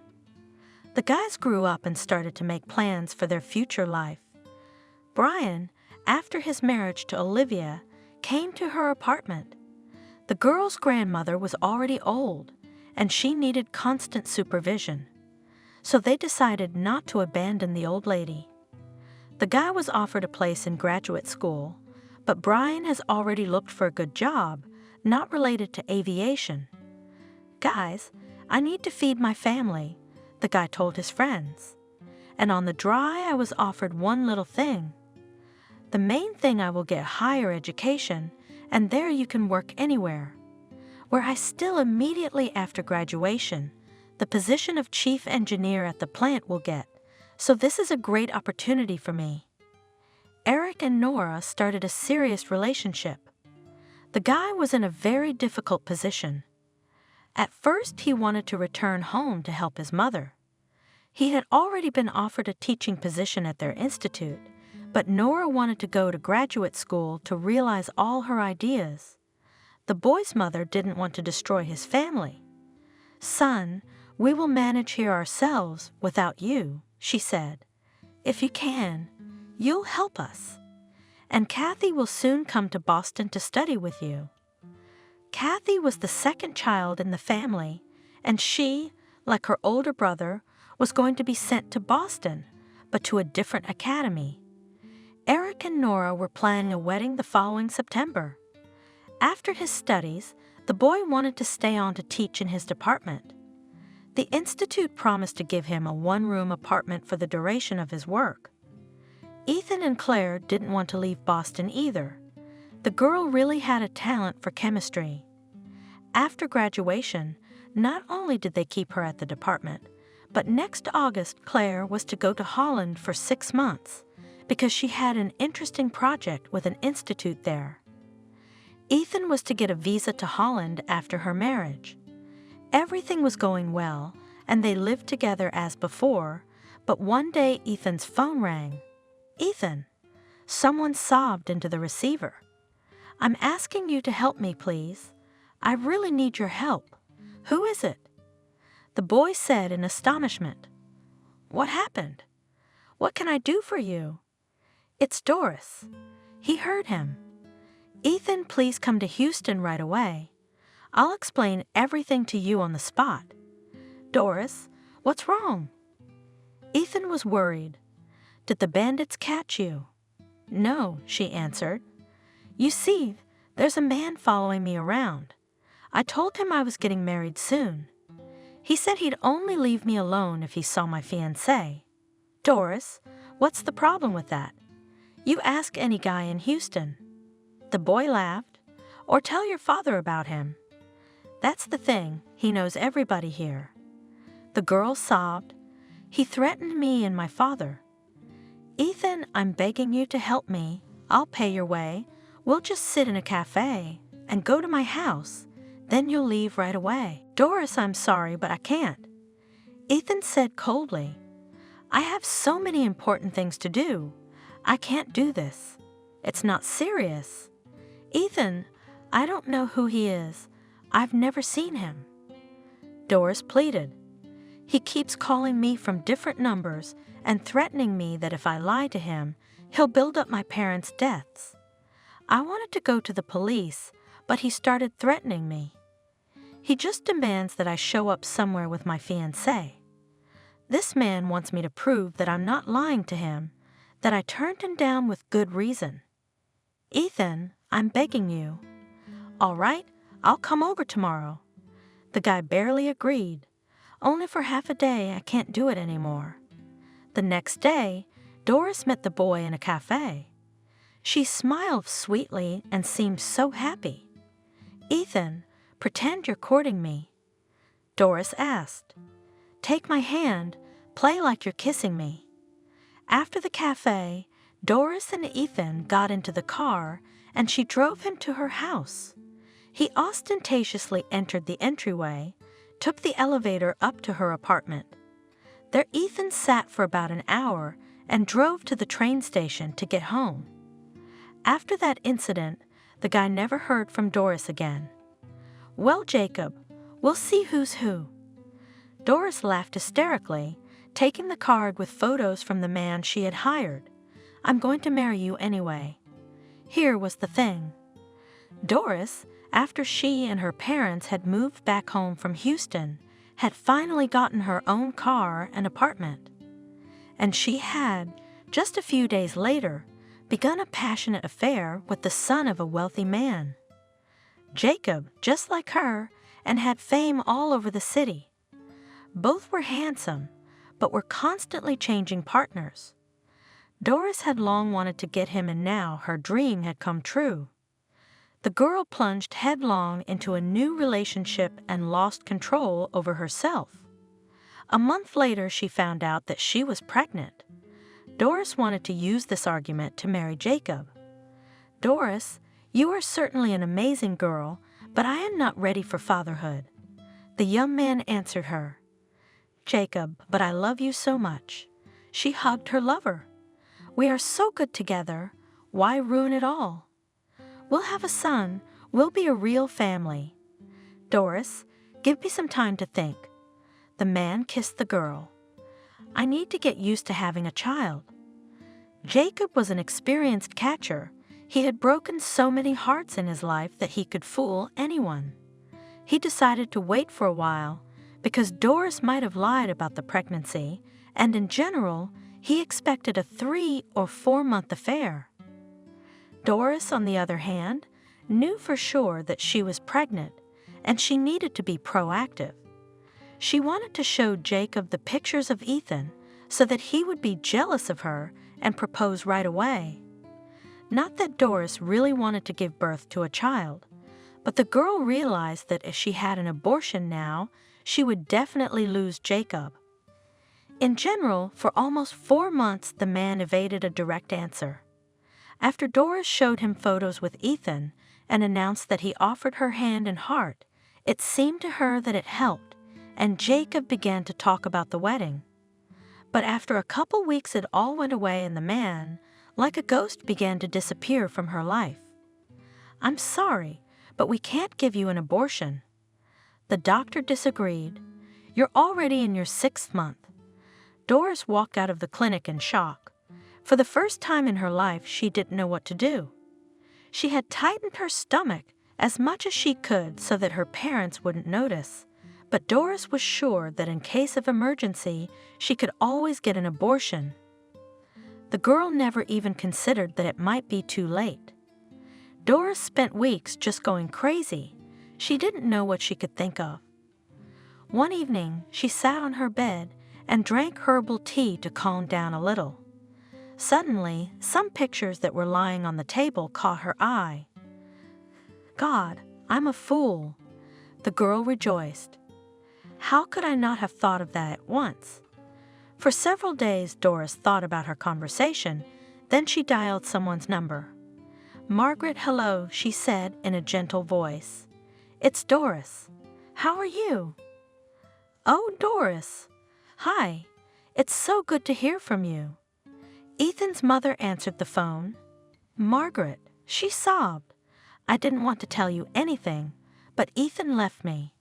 I've been seeing him for months. He came to Houston to see me, and I went to Boston to see him.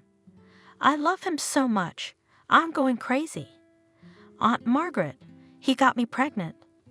"Oh my God," the woman said in shock. "Why didn't you tell us before?" "He's getting married in a month. We've already made all the arrangements. I need to talk to Matthew right away." "Doris, don't worry, darling. I'll call you soon." The girl sat and nervously moved her hands. She was so afraid that she would fail, but after about 20 minutes her phone rang.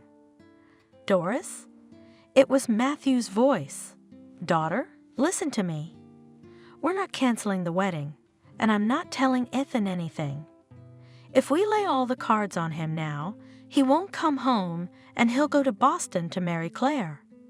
We need that girl to find out, then she'll dump Ethan for sure. Claire won't forgive him for cheating.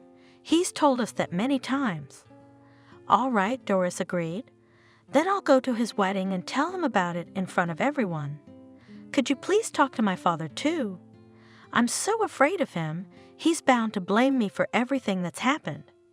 Everything was ready for the wedding. On Claire's side, there weren't many guests, just her parents, her older brother, and one friend from Ethan's side. The guests were invited by her father, and Ethan was joined by Brian and Olivia and Eric and Nora. All the guests were waiting for the newlyweds to drive up for the check-in. But suddenly, Ethan's mother took the microphone and asked all the guests to gather. "Friends, I apologize to all of you in a shaky voice," she said, "but we just had no other way to tell you about it. Unfortunately, this wedding cannot take place. Our son Ethan has a girlfriend who loves him very much and who is expecting a child with him. Doris barely made it to the stage with a huge belly. The girl was wiping her tears. I'm sorry, but I had no other way for Ethan to stop." The girl sobbed. "Ethan, I love you so much. We were so... Eric, I think we have only one way out. Brian once said, we have to trick this girl into telling the truth, which we'll record on the phone. Right now, we need to know if she had a baby or not. Then we need a DNA test, and if it's not Ethan's kid, which I have no doubt it is, we're gonna nail this broad to the wall." A few days later, the guys found out that Doris had given birth a few days ago. "Eric, let's get to Houston," Brian ordered. "Now the hard part. We need to get Ethan's saliva analyzed, but only so he doesn't suspect anything. Ethan?" Eric came up to the guy tonight. "We all got tested for some kind of dangerous virus today. The commandant said it's mandatory. I'll get a nurse for you in the morning." The guys made arrangements with one lab and asked that no one tell Ethan anything. They had half a day to get everything organized. The next day, early in the morning, Ethan's saliva was taken before work. The guy drove to work, and his friends and the lab tech rushed to Houston. You realize this is a very delicate matter. Naturally explained to the head doctor of the maternity ward, Brian. Paul, he was a real hero, invented a new kind of fighter, and the motherland is very proud of him. He was posthumously given a prize of a very large sum, but it has come to our attention that Doris had a child by him. You must realize that we can't give that money to her child without proof. We need to do a DNA test. Well, if that's what the state decides, fine. The doctor finally agreed. Let your nurse put on a robe and take a test from the child, or then I will be accused of all this, if suddenly he is not his child, and the money was transferred to his account.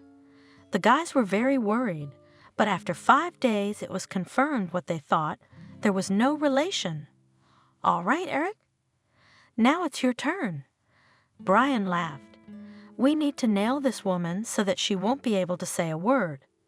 A few days later, the friends went to Houston again. Ethan was so depressed that he didn't even realize his friends were doing something behind his back.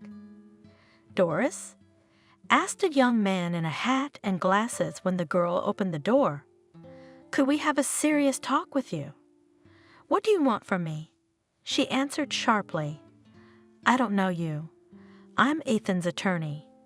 We have a DNA paternity test, and you have a criminal record. In your case, you're looking at up to 2 years in prison. Do you know who my father is?" Doris screamed in rage. "Get out of here. I'll call the police. So you'd better get dressed and put the child somewhere, because you will be taken away by the police." Eric answered calmly, "You still don't want to talk to me? My client will stop at nothing to put you in jail for slander. Either you tell me the whole truth, or we will push for you in court for 2 years in prison. What do you want me to do?" Doris was frightened. "Come in. I'll tell you everything." About half an hour passed. In Eric's pocket, their whole conversation was recorded by a cell phone. "Okay, I'll talk to my client. so that he withdraws his lawsuit, leaving Doris's apartment that the guy, "I beg you, please understand my situation. I have a small child." Doris cried. "I think you don't need to worry anymore." The guest calmed her down. "I'll call him now, and we'll stop this business. So neither you nor your baby will get hurt. Goodbye. I will hope for your promise." The girl shouted at him one last time. "Why did you make this mess?" Eric cursed to himself. What's your child got to do with it? A real fool, how can you put a child in such danger? The next day, Eric and Brian waited for Claire near the institute. She was due to leave in a few days. "Claire, I'm asking you to listen to us." A guy approached the girl. "Ethan is not guilty of anything. Here is the proof." The guy handed the girl the results of the DNA test. Then Eric turned on the tape. "Oh my God!" I burst into tears and threw myself on the guy's neck. "Brian, I love him so much I can't be without him." I don't know how I ever survived that. It was almost 8 when Ethan got home from work. Eric and Brian were going somewhere. "Ethan will be there soon." Eric said, "We're going to run to the store next door." Just as they left, the door to the room opened. Ethan was lying on the bed with his eyes closed. "Ethan, I'm sorry."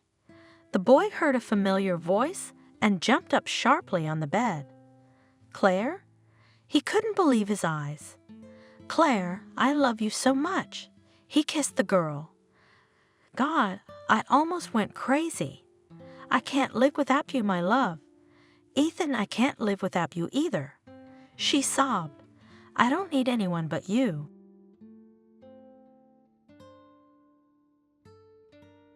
Subscribe and click the bell. Diana often thought that her future was predetermined in advance. Some people are given everything by fate, although they don't seem to do anything special for it. Others struggle like a fish against the ice all their lives and are small. Hard-won successes are replaced by a series of failures, disappointments, and sometimes even real disasters. Diana's family lived in the village. Her mother, a young graduate of the village school, was abused by drunken scumbags on the night of her graduation. Her former classmates. Anna was the prettiest girl in school. She had a lush blue dress made for the party. By morning, it was just rags. Anna wanted to kill herself. The first person to see her was Principal William. He stayed at the school until the last minute. A gala dinner was served for the boys in their own dining room. Then, of course, there was dancing. At the end of the day, everyone went out to see the sunrise. It was only then that William parted from the graduates.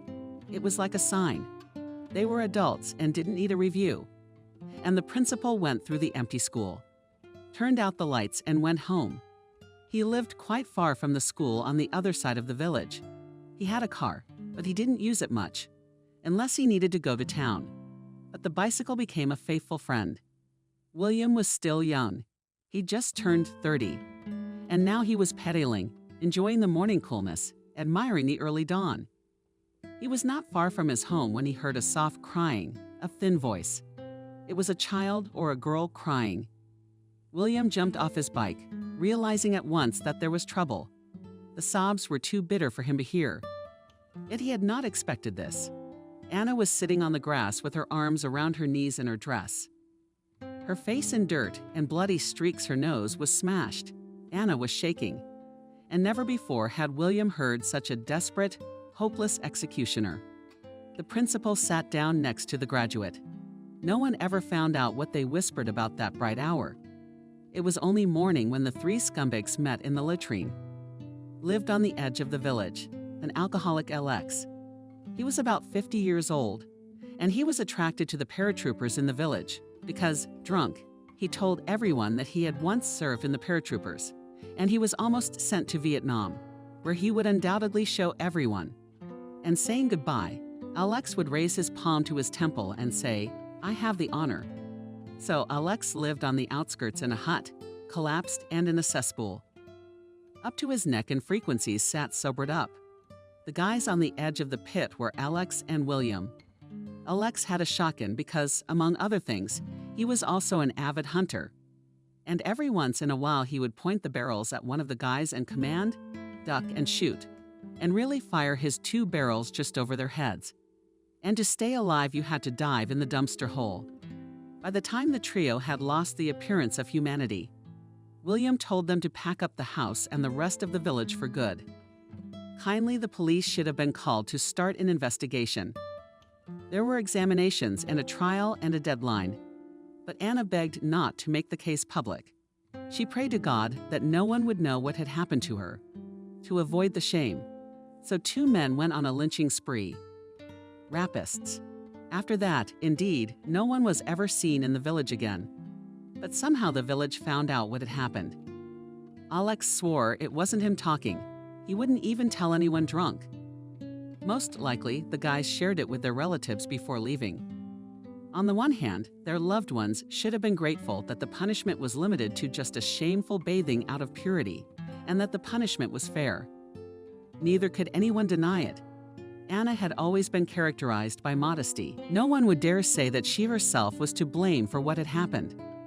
On the other hand, the boys' parents had definitely lost their sons forever. They couldn't go back. William warned that in this case, prison would be inevitable. But even though the scumbags got their payback, Anna still didn't want to live. Her faith in people in her future was all trampled. And then the villagers had to aghast a second time. William married his former student. It all happened kind of fast. He proposed, she accepted. Instead of a wedding, they just signed at the registry office. No sit down, no guests. And it happened that Anna got pregnant almost immediately and gave birth to a daughter prematurely. Diana took after her father. It was visible to the naked eye. Strangers noticed how much she resembled William. But the villagers believed that the girl was the daughter of one of the boys who had abused her mother. They even wondered if she was from Nick, Frank, or Andrew. Anna asked her husband to do an examination, but he refused flatly. "I don't want to go along with silly rumors to prove anything to them," he said. "Besides, even if I reproduce the certificate that I am Diana's father in 100 copies and hang it on the wall in every house, people will keep saying what they want. They like it that way. I don't mind, I'll get over it." William did everything he could for his young wife.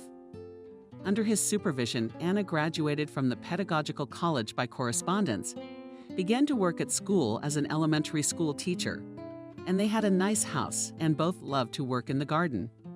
And on a long teacher's vacation, they went to the sea with their little daughter. And no one said anything to their eyes, neither they nor William.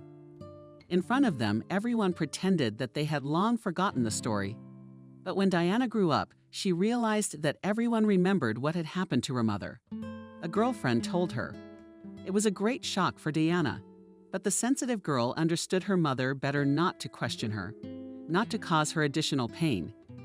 Diana noticed, and that her parents forbid their children to be friends with her. She's on the street bad heredity. The principal is raising someone else's child. The girl will grow up to be just like her real father, drinking, whoring. She heard it behind her back, and though William was fond of his daughter, it could not overshadow the alienation of those around him. By the time Diana graduated from high school, her family had 2 more sons growing up.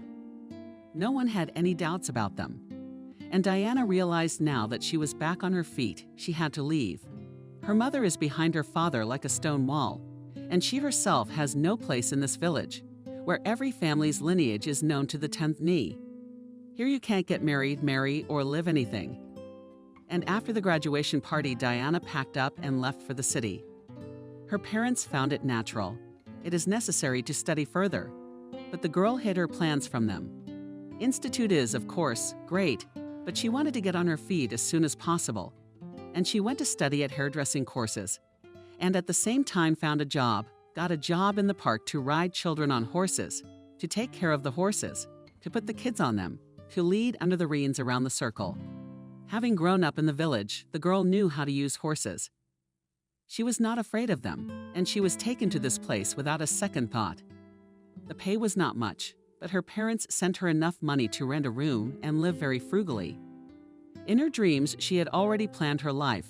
She would graduate from the course and get a job in some salon. Surely there the earnings will be higher. First of all, Diana will get her hand in, as they say. Secondly, if she saved every penny, she would be able to buy everything she needed to open her own hairdressing salon. Then Diana planned to go to the district center, where it would be possible to rent premises inexpensively. There's a shortage of barbers in the neighborhood. There will always be work, and my parents are close by. You can visit them whenever you miss them. She hadn't thought about marriage yet. It seemed to her that everything is still ahead of her, and you need to first get on your feet. The girls she knew were having affairs, living with one boy and another. But they rarely invited her to the wedding, unless one of her friends realized she was pregnant, and then the young couple would apply. The rest wanted to have time to travel the world, build a career, fall in love more than once, and just to not bury themselves in a maelstrom of domestic responsibilities.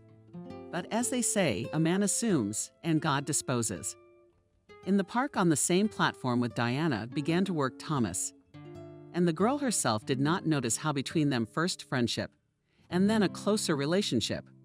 Apparently, Diana lacked warmth, having left her family in a foreign city so early. She felt lonely. Things were different with Thomas.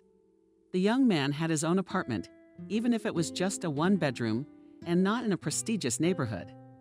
But it was still a home, and Thomas was happy to share it with Diana. He also suggested the girl to sign. Now the two of them would come to the park in the early morning to work on the horses. Thomas was a veterinary paramedic, and Diana learned a lot from him. The summer flashed by unnoticed. At the end of August, the young people were married. Diana thought about inviting her parents to the wedding, even if it was a modest one. But Thomas talked her out of it. They decided to set the table at home, invite their closest friends, so that they would not be in a hurry, so that no one would make remarks to them. However, it could not be avoided. Thomas's friends were smoking and talking loudly in the stairwell at midnight. So the neighbor flew out for a scandal. But in general, the evening was successful, and most importantly, they managed to save a lot of money. Thomas persuaded Diana to quit her job and finish her studies in peace. It'll be fall soon anyway. There'll be a lot less visitors to the park. He'll be fine on his own. Diana hesitated. Earning money would give her some autonomy. She would be completely dependent on her husband, but fate had decided for her. Diana realized she was pregnant. She knew from her friends that in many cases you can work until the maternity leave. But this was not her option. First of all, she could not get any maternity pay at such a job. Secondly, the smell of the stables made her nauseous, dizzy, and her eyes dark. Diana was admitted to the hospital for a short period of time and was discharged with a recommendation to treat herself as a fragile crystal vase. To rest more. No heavy loads, walks in the fresh air, vegetables and fruit in the diet. As fall came, Thomas also began to bring in less money than in the summer. He started looking for part-time work, traveling to calls, treating animals at home. If the cases were uncomplicated, and with Diana he began to quarrel. Returning, Thomas himself stopped by the store for groceries. He liked to save money and was a virtuoso at it. Diana knew that such a husband would not leave you hungry. He made soup out of an axe. She used to like it, but now she often realized that she could not bring herself to eat this or that dish. Pea soup and sugar cubes disgusted her. Thomas, on the other hand, was angry that his wife had turned into a snowflake and could not be pleased. Once Diana asked for chocolate ice cream. That day she was feeling particularly unwell, lying on the sofa, trying to move as little as possible. She wanted to eat, but she could feel it. The only thing her body could take was popsicles. Thomas, on the other hand, had brought her the cheapest ice cream. Diana cried out in frustration, and her husband was furious with her. "I'm sick of you." He threw the plate with the ice cream at his wife. "You lie around like a cow all day doing nothing, and everyone owes you everything." Known to be resentful and unstable at times by women who are expecting a child. Diana was sobbing and couldn't stop. The hour was late, and the room was alone. Thomas had nowhere to go, and he could not hear the crying any longer. He rushed to Diana, began to beat her head against the table, repeating, "Shut up, shut up, shut up." From pain and fear, she could only cry softly. That time she forgave her husband. But Thomas apparently realized that it was okay to raise a hand on his wife. And the next time she aroused his irritation, he simply pushed Diana away. So she flew across the room and banged her thigh painfully against the corner of the table. A huge bruise blossomed on her leg. "What are you doing?" Diana asked bitterly. "You can't hit me now." "Oh, come on." Thomas sounded contemptuous. "Who's hitting you? You can see anyone. When was the next time you raised his hand to her?" Diana ineptly tried to fight back, and such fights, ending in violence, began to happen between them more and more often. Diana tried to go to her friends, complained to them. They consoled her, advised her to leave Thomas without looking back. "Where would I go?" Diana asked. "I don't have a place to live. To go back to my parents without a husband, pregnant. Can't you imagine what kind of life awaits me there? Everyone will point fingers." This is the 21st century in the city, and such cases are normal. And there I'll just lock myself up and stay at home. There was no friend who could take Diana in. One has her own family. The second lives with her parents. The third rents an apartment. I'll be patient. What to do? Diana sighed. Maybe when the baby is born, everything will change. But Diana's baby was not destined to be born. The pregnancy was terminated prematurely.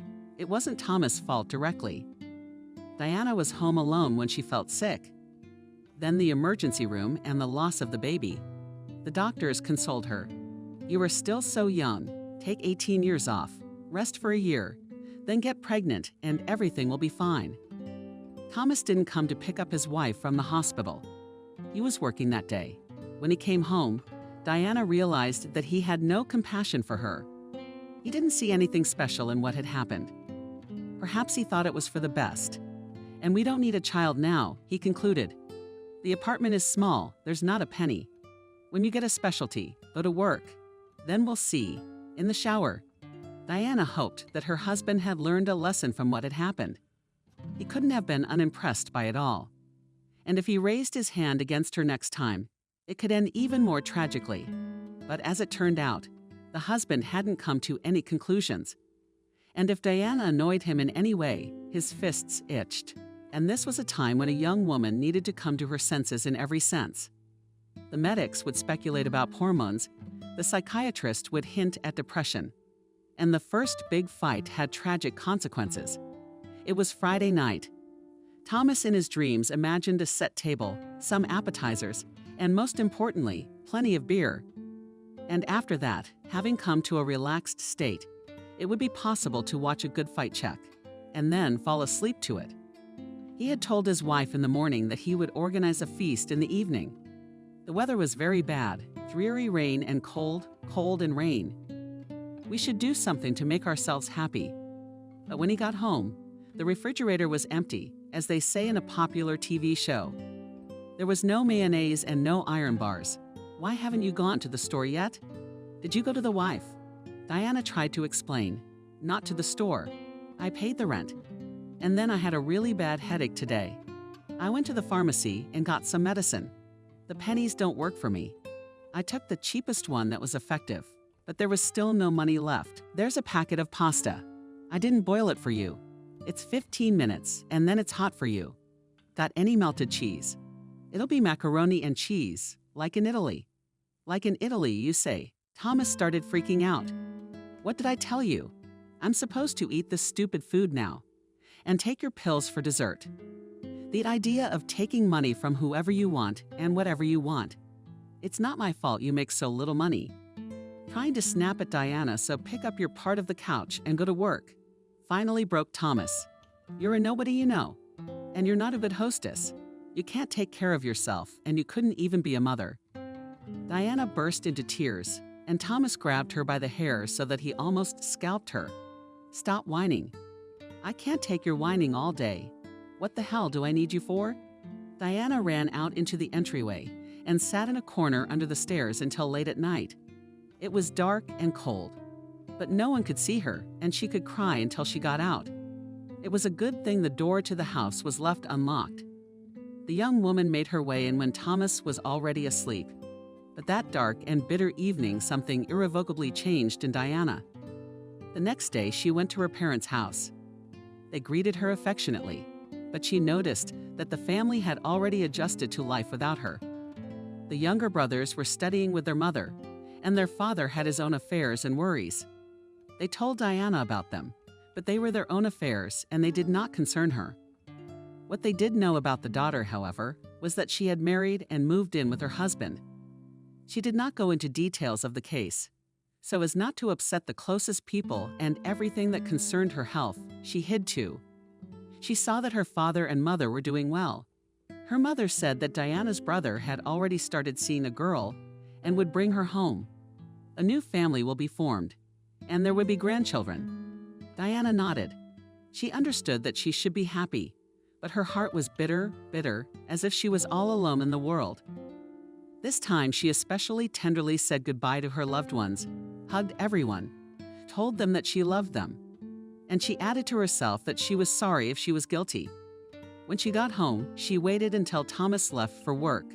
She gathered up all the pills.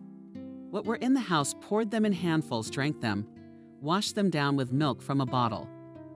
Diana deliberately left the door open so no one would have to break it down. That's what saved her. 2 women knocked. They needed to read the meter. The door was ajar. The women entered, distracting the owners, and saw Diana lying on the floor. An ambulance took the young woman to the hospital. But for several more days, doctors could not guarantee a favorable outcome. The risk was too great that Diana, even if she survived, would never fully recover. This time Thomas was really scared. Maybe not so much for his wife as for himself. If he was to be blamed for her death, he called Diana's parents.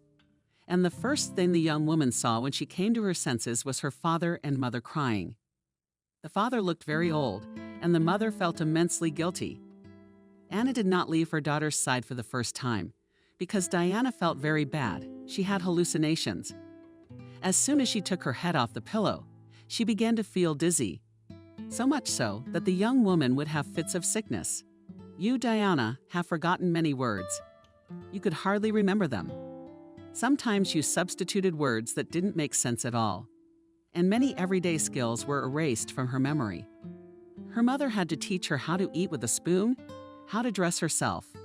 Trying to give her daughter back some mental strength, Mother talked about the path she had traveled herself. I didn't want to live either, she said, after what those scumbags did to me.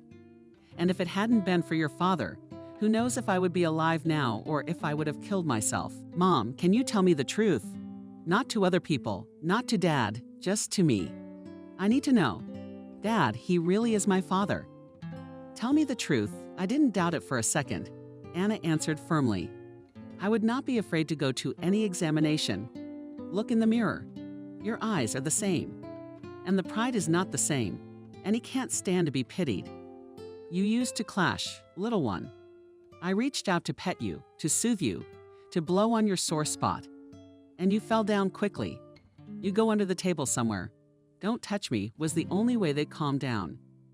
If they leave you alone, your father's the same way. And William asked his daughter, tell me what happened. Was it Thomas's fault? Is it because of him that you took this step? Just a hint, and I'll deal with him. You'll put him back in the latrine. Diana sighed tiredly. No, I just need to pull myself together and take charge of my own life. Maybe you'll come home, her father asked hopefully. Diana had never been able to admit that her parents' home had never become her home. Maybe if, when the tragedy happened to her mother, her father had not decided to stay in the same village against all odds, but had taken the young mother to a place where no one knew them, things would have gone differently. But Mama had grown accustomed to the rumors and gossip. Or maybe they had died down over time. Either way, she was content with her fate. Diana, however, realized that she had to start all over again. Fortunately, the head doctor called somewhere, and Diana was taken to the psychoneurological dispensary for another month after discharge. She liked it there. At the hospital, the nurses rate her out as if she was the only one to blame for everything. But here, with souls as grief-stricken as Diana, it was impossible. Diana came in here early in the morning. It was cold outside and right off the corner. But here it was warm and quiet, as if in a kindergarten. The patients were given breakfast, which always included a sweet treat, chocolate-covered cookies. You could pour yourself some hot water and make tea. Then the women gathered in the recreation room. There were lots of live plants here. There were palm trees and rollers. The windowsill was littered with flowers. Green branches tied along the walls and behind graceful pots. Here even equipped a mini corner, the blue crystal of the aquarium glowed mysteriously. The canaries were counting and pouring arrows. All this relaxed and soothed the nurse invited patients for injections. After receiving their share of antidepressants, some women were going home, with their husband and children waiting for them. Others went to their rooms to rest. Diana almost always exercised this rite and stayed at the dispensary until the nursing staff had gone home. The head doctor talked to her and found that Diana had completely good prospects to recover. "How is your course of study going?" he asked. "I've abandoned everything," she said with a guilty smile. "You understand marriage failed pregnancy, then all that." The doctor looked at her without judgment, but with sympathy. "Yes, there are circumstances in life that force us to abandon our plans. But in your case, it's a temporary measure. You realize you're young and you need to get a profession. Your depression is too closely related to your low grades. You subconsciously realize that you deserve better treatment from your husband for a better life than the one you are living now. But at the same time, your mind says no specialty, no income. So you have to accept what you have now. And this contradiction drives you into a maelstrom of longing and hopelessness." "I understand," Diana said quietly. "Yes, you're right. I'll try to finish my studies and recover." "But good." Now the doctor was smiling. "In 3 weeks your treatment with us will be over. Try to keep it together. If you feel that you are experiencing the same condition as before, you should definitely contact a specialist. We will help you. But don't experiment with medications anymore. You've already been miraculously pulled from the dead. Tell me, do you regret what you did?" "I do," Diana answered to say something. In fact, in her heart she wasn't sure at all. She had to start from scratch again. And she had so little strength. If things ended the way she planned, she wouldn't have to worry about anything else. "I'm writing you some more medications. The doctor has sketched out a prescription. But take them carefully because the effect is cumulative." Diana came home, calmly cooked a light supper, and went to bed early. Thomas behaved decently, didn't try to shout at her, didn't let his hands loose. Or maybe she herself was seeing through the smoke. After all, she'd been sedated so much. Diana left the dispensary with great regret. Now, she had lost the quiet haven in which she had been accustomed to spend the whole day. She decided to call her parents tomorrow and ask them to lend her some money. She would finish the course, start working, and pay them back. Diana was sure that Thomas would not give her any money for her studies. The longer they lived together, the more greedy he became. In his mind, Diana should be busy with housework, should show miracles of economy and not demand too much. Maybe he subconsciously realized that if she found a good place, she would earn more than him. She would run away from the kind of life he had set her up with. Diana decided to call home in the evening so her parents would be home, but she didn't have time. William reached his daughter on his own. "Mom is dead," he said. Diana slowly sank down on the bed. She realized that her father was broken. Usually, no matter what was happening in the family, he kept the opposite. With all his appearance, tried to show that nothing terrible had happened, reassured those around him.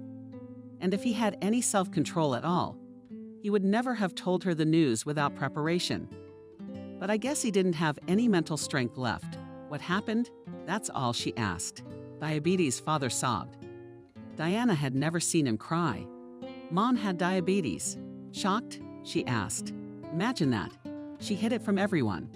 Only the paramedic at the hospital knew and my mom. And then she went to her neighbor. She was seeing her son off to the army. I don't know what she ate or drank. I was sent to a teacher's conference. I wasn't home for a few days. My mom must have run out of medicine. And she was stupid enough not to call an ambulance. The guys got home late. They thought she was asleep. But in the morning, they looked over and the father was crying. "I'll come," Diana said. "Nothing's running late today. Tomorrow morning. Come, the funeral's the day after tomorrow. I know the women are already here. They'll do everything. You have nothing to worry about, but just be good to me and stay with your mom. I know she'll love you more than any of the kids." "Can't be shocked," said Diana. "I mean, she must have heard from all sides that I wasn't your daughter. But Anna and I knew the truth. On the contrary, she thought she had ruined your life. Couldn't keep you from gossiping that you might be afraid of her. Didn't want to live in the same house. That's why she let you go to town. But she had a hard time with that. And I'll be there." Diana kept crying on the first flight out tomorrow. "Daddy, you hang in there." Her native village, though it had a bus connection with the city, but only 3 times a day there was a shuttle bus, and it was packed to the gills. But Diana had no luck at all. The day after the brief thaw, there was a terrible ice storm, and the flights were canceled altogether. "Young lady, how am I going to get there now?" Diana asked the cashier at the bus station. The question was purely rhetorical. It was clear that the cashier could not help her. "I have a funeral to go to," Diana added. In her heart of hearts, she didn't hope for anything. The cashier shrugged. "Call a cab. Maybe someone would be willing to drive." "I don't think so. I can imagine how many accidents there will be today and how many people won't be able to get to work. It's the first time I've ever seen ice like this." Diana thought it must be even worse in their village. Here at least the janitors sprinkle sand on the roads, but in their village streets and alleys it must be a pure skating rink. It was possible to call a cab on the mobile app. Diana decided to walk down the street to the small square. There was also the bus terminus. That's where the cab drivers always hung out. She didn't have enough money. If she took a private driver, she didn't know. Maybe in this weather he'd charge double. What do we do then? Diana's only valuables are a gold wedding ring and a cell phone. To get to her parents' house, she was willing to give up both. Immersed in her thoughts, Diana lost for a moment the caution, the concentration, the strength that is necessary when walking on a slippery path. She fell instinctively, putting out her arms for support, and cried out in pain, hitting herself very hard. Not immediately was she able to move her arm. In classic stories, the girl is sure to turn her foot. Immediately a knight is announced, who in his arms carries her to the bus stop, to the house, to the doctor. Substitute the right option for the prophet. It doesn't say anything. But Diana's arm was just as bad, and she tried to keep it weighted and not move it. God forbid another fall on that same right one. Where the cab drivers were always shy. This time there were only 2 cars when Diana reached them, and named the village she needed to get to urgently. One driver refused flatly. "What's wrong with you, girl? I don't even know how to drive people around town, and you're going all the way out here." The roads there are like glass now. The second cab driver quoted a price that was exactly the amount of money Diana had in her purse for the return trip, which she would have to borrow from her father. But Diana was still tearfully happy, if one can be happy when rushing to her mother's funeral. "Please," she begged. "Let's try to drive." The boy signaled to get into the car. Diana grasped the handle with her right hand out of habit and cried out in pain. "What's wrong?" "I fell unluckily." She grimaced, trying to hide the pain. Diana somehow got comfortable on the seat. When the cab driver turned around and asked, "Did you break your arm?" "No, I guess not," she replied. "I wouldn't have been able to move my fingers then." "That's not necessary. Give me the right one."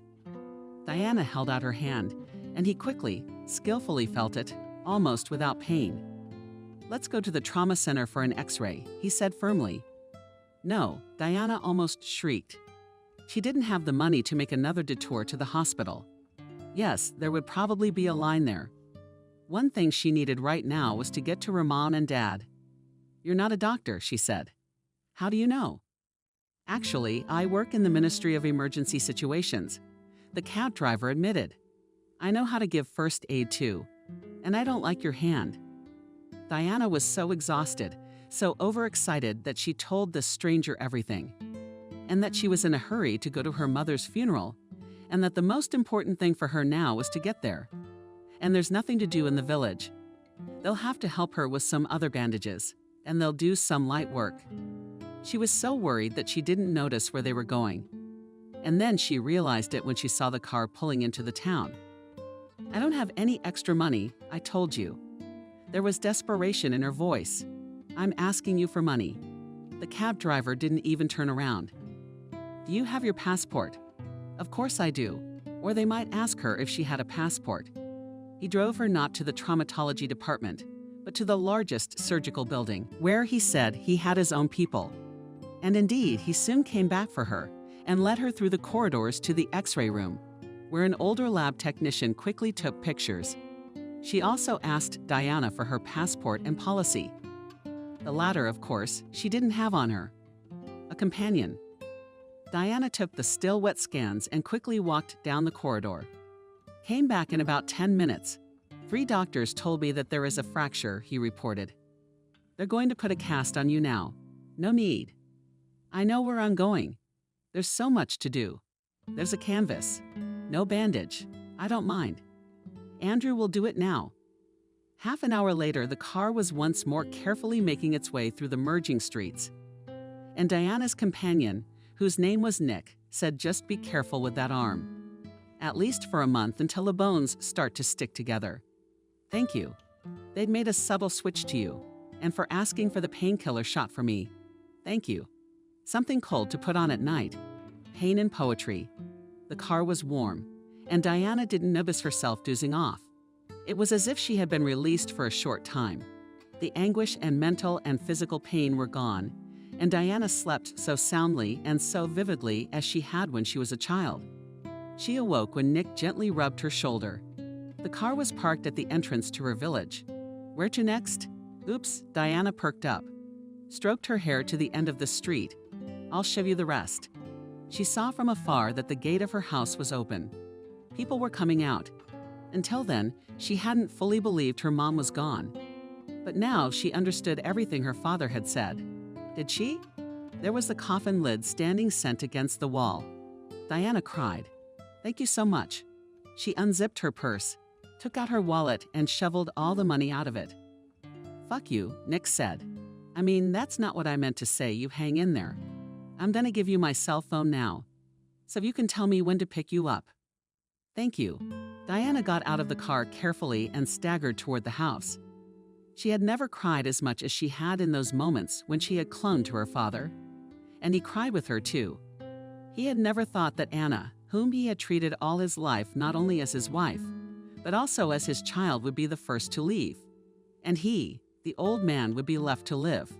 Diana only hastily hugged her brothers, noting with an edge of consciousness how they had grown up. The house was bustling. There were no ritual agencies here, and as in earlier years, they were preparing to see the deceased out of the house. And the tables for the wake were set in the school canteen. The whole village wanted to say goodbye to their teacher. There just wasn't enough room at home. William and Diana stayed up at night, sitting in the big room. Anna's face was as calm as a sleeper's, and it was as if she was present for the 3rd time. She knew your life was hard, William said, that you were keeping her safe, not telling everything. But she felt everything and took it very personally. Daddy, you don't mean to say that she got worse, that her illness worsened because of me. Not my daughter. She was just hiding it from all of us. I guess it's a family thing, sharing the good things. And the bad things you have to go through alone. It's not right. Maybe someone close to her would have helped. Yeah, well, that's the way it is now. The action's over. Diana's arm ached terribly, but she was crying because of another pain. Will you come back to us? William asked. I don't know, faintly answered Diana. Mama would love to have you back in the house. David is getting married too. David, as tired as Diana was, she still couldn't help but wonder about the eldest of the brothers. She still considered the child. But what can you take from that brat? Who was Nancy on, remember? Here too, Diana was at a loss for words. Nancy's mother was the most scandalous woman in the village, and she had many children. How many nerves did she get on the nerves of teachers who were supposedly prejudiced against her children? And Nancy, the troublemaker whom no one of her peers wanted to be friends with. Anything out of line, she threatened to complain to her mother. And then Helen came to school and organized another showdown. bringing to tears both children and even teachers. One of the young teachers, who had the honor of teaching Nancy, quit when she couldn't take it anymore. Helen called her every night and pissed her off. It's a good thing it was only figurative. She could have meant it literally. He's out of his mind. Diana asked, referring to her brother. I'm telling you, he's a knob, and Nancy's pregnant. That was a judgment. Try not to get married around here. The eldest daughter's gonna take off and dance on the ashes. They'd been saying for years she was out of her mind. Mom knew about it. Of course she did, William sighed. She said, let the young ones live with us. We don't have to go to that close-knit woman's house, only before dawn, when there was no more strength to speak or cry. Diana quietly fell asleep on the sofa. Left for a couple of hours, managed to feed. It gave her the strength to get through the next day. At the funeral and wake, almost all the women cried. Anna was loved here, but Diana remembered what someone had said. Poor thing. So from the very beginning her life had not worked out, that her youth had been broken by those scoundrels, that God had given her a short life, and that she had no grandchildren. Diana realized that people have not forgotten anything, and the story of her mother will be passed on from generation to generation, and they will talk about her themselves. And this very Dinka was born from whom of that trio, who knows who, that they mocked her. Diana went to her native house, not knowing how long she would stay there. But the very next day after the funeral, she noticed that Nancy had practically moved in with them. Where would she live now? One room was occupied by the young people, and the second room was occupied by Ben's father and younger brother. Diana was left with the largest passageway room where she would always be in plain sight. Nancy did not hide her pregnancy.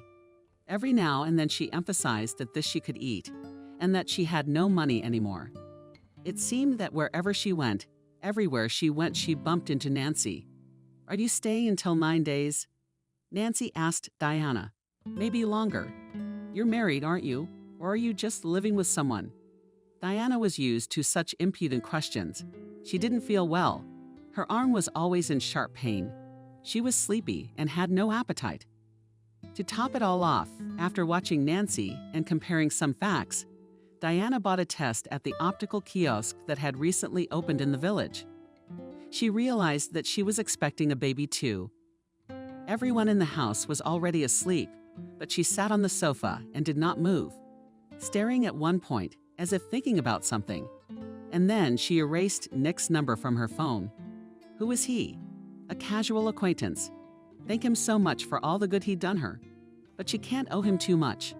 Diana owed him nothing.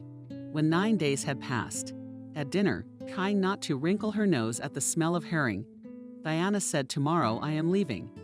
She heard Nancy sigh with relief. Her father was genuinely saddened. But why don't you want to stay? Diana had to remind herself to pull herself together. I have my own family, Dad, she said softly. I can't leave it. Thomas is waiting, worried. In her heart, though, she trembled. They, knowing that they will meet her at home. Her husband will do nothing to please her again. I guess that's what we should do, contact his parents. Maybe they'll do something to appease their son, or maybe she can stay with them until the baby's born. She had an address for her father-in-law and mother-in-law somewhere. She remembered that they were very sorry that Diana had lost the baby. Let them help keep it, and maybe even raise it. At dawn, when Diana was getting ready, trying not to wake anyone, the first bus was leaving at 600 am. Her father came out into the kitchen and handed her a bank card. What is this? Asked Diana with surprise. Did your mother save it for you? It's kind of like her inheritance. No one but me and her knew about the money. You see how it's all working out. Young people are gonna take over the house now. I know you won't take a penny from this place. Well, at least don't give it up. Take the single and it'll be easier for your mom where she is now. Did it take much for Diana to cry like a little girl again? Come on, I'll walk you out. Her father picked up her bag. God knows when we'll see each other again, and if we'll see each other at all. When Diana returned to her husband, it was noticeable that the tragic event in the family had taken its toll on her. She became very silent and quiet on her mother's dime. She finished a hairdressing course and put the rest of the money into an account. If before, when her husband attacked her, She tried to defend herself, to fight back. Now she avoided all confrontations. She did not talk to Thomas herself, but only answered his questions and tried to gain experience. She wrote an ad that a novice master goes to pensioners at home, cuts and does styling for free. She began to have her own clientele. At home, Diana moved like a shadow. Sometimes Thomas forgot she was even there. He would see his wife sitting at home in a corner sewing something. But the young woman couldn't help thinking about what would happen when the baby was born. She remembered how noisy and quiet her younger brothers had been as babies. Would Thomas freak out if the baby wouldn't let him sleep on the rest of the money she had? It would be possible to rent an apartment and live. But Diana had a reason for not touching that amount. As the doctor had said, her pregnancy was going smoothly, and Thomas was behaving more or less tolerably well. Except sometimes he'd push her aside if she was in the way, or slap her on the back, as if in jest. Diana had mentioned this to one of her clients, an old woman from the 3rd floor. Aunt Anna and unexpectedly heard from her a woman who lets her hand be raised. She had to be beaten 3 times a day in the morning, at lunch, and in the evening to make her realize that such an attitude could not be tolerated. When her due date approached, Diana asked the doctor to put her in the hospital in advance. He agreed. It was just a vacation, spending time with the girls in the room, listening to their stories, napping when she wanted to, and eating. 3 times a day, 3 days after Diana was admitted to the hospital, son Mike was born. And if before Thomas did not visit his wife discourages with the fact that he has no time, their doctors, they will do everything that is necessary. But now, after the birth of the heir, he began to come and even brought money. He bought expensive ham juices at the store. At his stinginess, it was a clear indication of good treatment. Now nights, Diana pondered what made her husband the way he was. Maybe his parents had saved every dollar, and often she thought of Nick, someone she never thought could be cruel. Lucky for the girl who would be his wife. When Diana was discharged, she saw that her husband had prepared nothing for the baby. Before the birth, she had not agreed with him on the subject, fearing another scandal. But now she dared to ask the question a crib stroller. She listed the essentials, fearing that any increase in costs would cause an explosion of anger. But Thomas behaved in an unexpectedly peaceful manner. He slapped his palm on his forehead. Ew, it slipped my mind. Let's go buy it. What about it? Who are we going to leave him for? Diana nodded at Mike, whom she had put on the sofa. You're right. All right, write me a list of things to take. The rest of the day passed quietly. Thomas brought both the crib and the bathtub. About the stroller, he said that a friend had promised to give him an almost new one. The baby had grown up in their family. Diana cooked dinner, and she even had a thought that it might be possible to rebuild the family. 1 brick at a time. Such peaceful evenings would make a life. But at night, Mike began to cry and could not calm down. Diana carried him in her arms. She was still very weak. She was desperate for sleep after the birth. But she could see that her husband was not happy. Demonstrably turning over from side to side, trying to cover his pillow and his head. Listen, go out with him. Finally, Thomas couldn't take it anymore. Diana looked around confused. Go where? In a 1-room apartment, even if they hide in the bathroom or the kitchen, the baby's cries would be audible. Go to the stairwell. It's cold there. Diana couldn't take it. And the neighbors will start asking what's wrong. Do you care if the neighbors get a good night's sleep? Or I have to work tomorrow, by the way. His yelling is giving me a headache. I'll be on my feet all day tomorrow, too. Diana tried to talk some sense into her husband. It's a time like this, you have to be patient for a few weeks. Then the little one will sleep better. For a few weeks, Thomas pulled his eyes out. And how do you envision it? I'll be like a zombie coming to work. You're at home. You're home. You can go to bed when you want. I doubt I'll be able to lie down tomorrow and sit with the baby all day. That's work too. Oh, don't give me a responsibility to people. Don't compare. Mike, sensing the tension in the air, shouted especially loudly, and Thomas had gotten up to shut him up, or did I shut him up myself? Diana was all too aware of what might come next. She instantly snuggled the child into the blanket and sprinted out onto the stairs, forgetting to dress herself. The young woman was well aware that the baby's crying would wake the tenants, so she went downstairs and walked in the yard for about an hour. Before the baby fell asleep, I froze myself, but going up to the apartment was scarier. Only in the middle of the night did she carefully put Mike in his crib. Thomas had long since fallen asleep. Diana lay down on the edge of the sofa, but she could not sleep. What to do with despair? It would only get worse, she thought. A couple of days later, her father-in-law and mother-in-law came to see her grandson. They were simple village people. Diana felt that they treated her well, and they liked the baby very much. Lucy, Aunt Lucy sighed, swaying. Mike sighed pitifully. "We'll go away and not see him grow up. How about we stay with you for a while?" Diana pleaded. "The son is too young. He keeps Thomas awake. He's angry." How angry the mother-in-law looked at Thomas, perplexed that the baby was crying. "It's a common thing. He'll stop crying. He cries half the night." Thomas said glumly, "I'm already walking around like a zombie." "Ed," Aunt Lucy's voice had an unaccustomed reproachfulness. "From spoiling you wife is money hard with you, not the other way around. Try to please someone like that. Come with us, my daughter. True, we don't have special conditions, but we raised our own and will raise yours somehow." Uncle Stephen nodded in agreement. When the parents began to pack for the road, Diana quickly packed her few things. "Don't take it from here," Uncle Stephen advised a lot. "I'll give the bear a lead." He did not fail. The old people's cottage was small, but Diana was warmly welcomed. They gave her the bigger, brighter room with the windows facing the street. The same day, Diana was suspended in the corner. There was nothing left to do but lull her son to sleep. Did the fresh country air have an effect, or the fact that the mother had stopped being nervous? But the baby began to cry much less. However, Diana's life was not easy. She grew up in a house where there were conveniences, but here there was no need to think about it. She had to heat the stove and run to the small wooden box to go to the bathroom. The bathhouse was heated once a week, and if it was necessary to wash during a break, a basin and cats would help. Firewood was also saved, and in the morning it was not just fresh in the hut, but even cold. Diana used to take Mike to bed with her.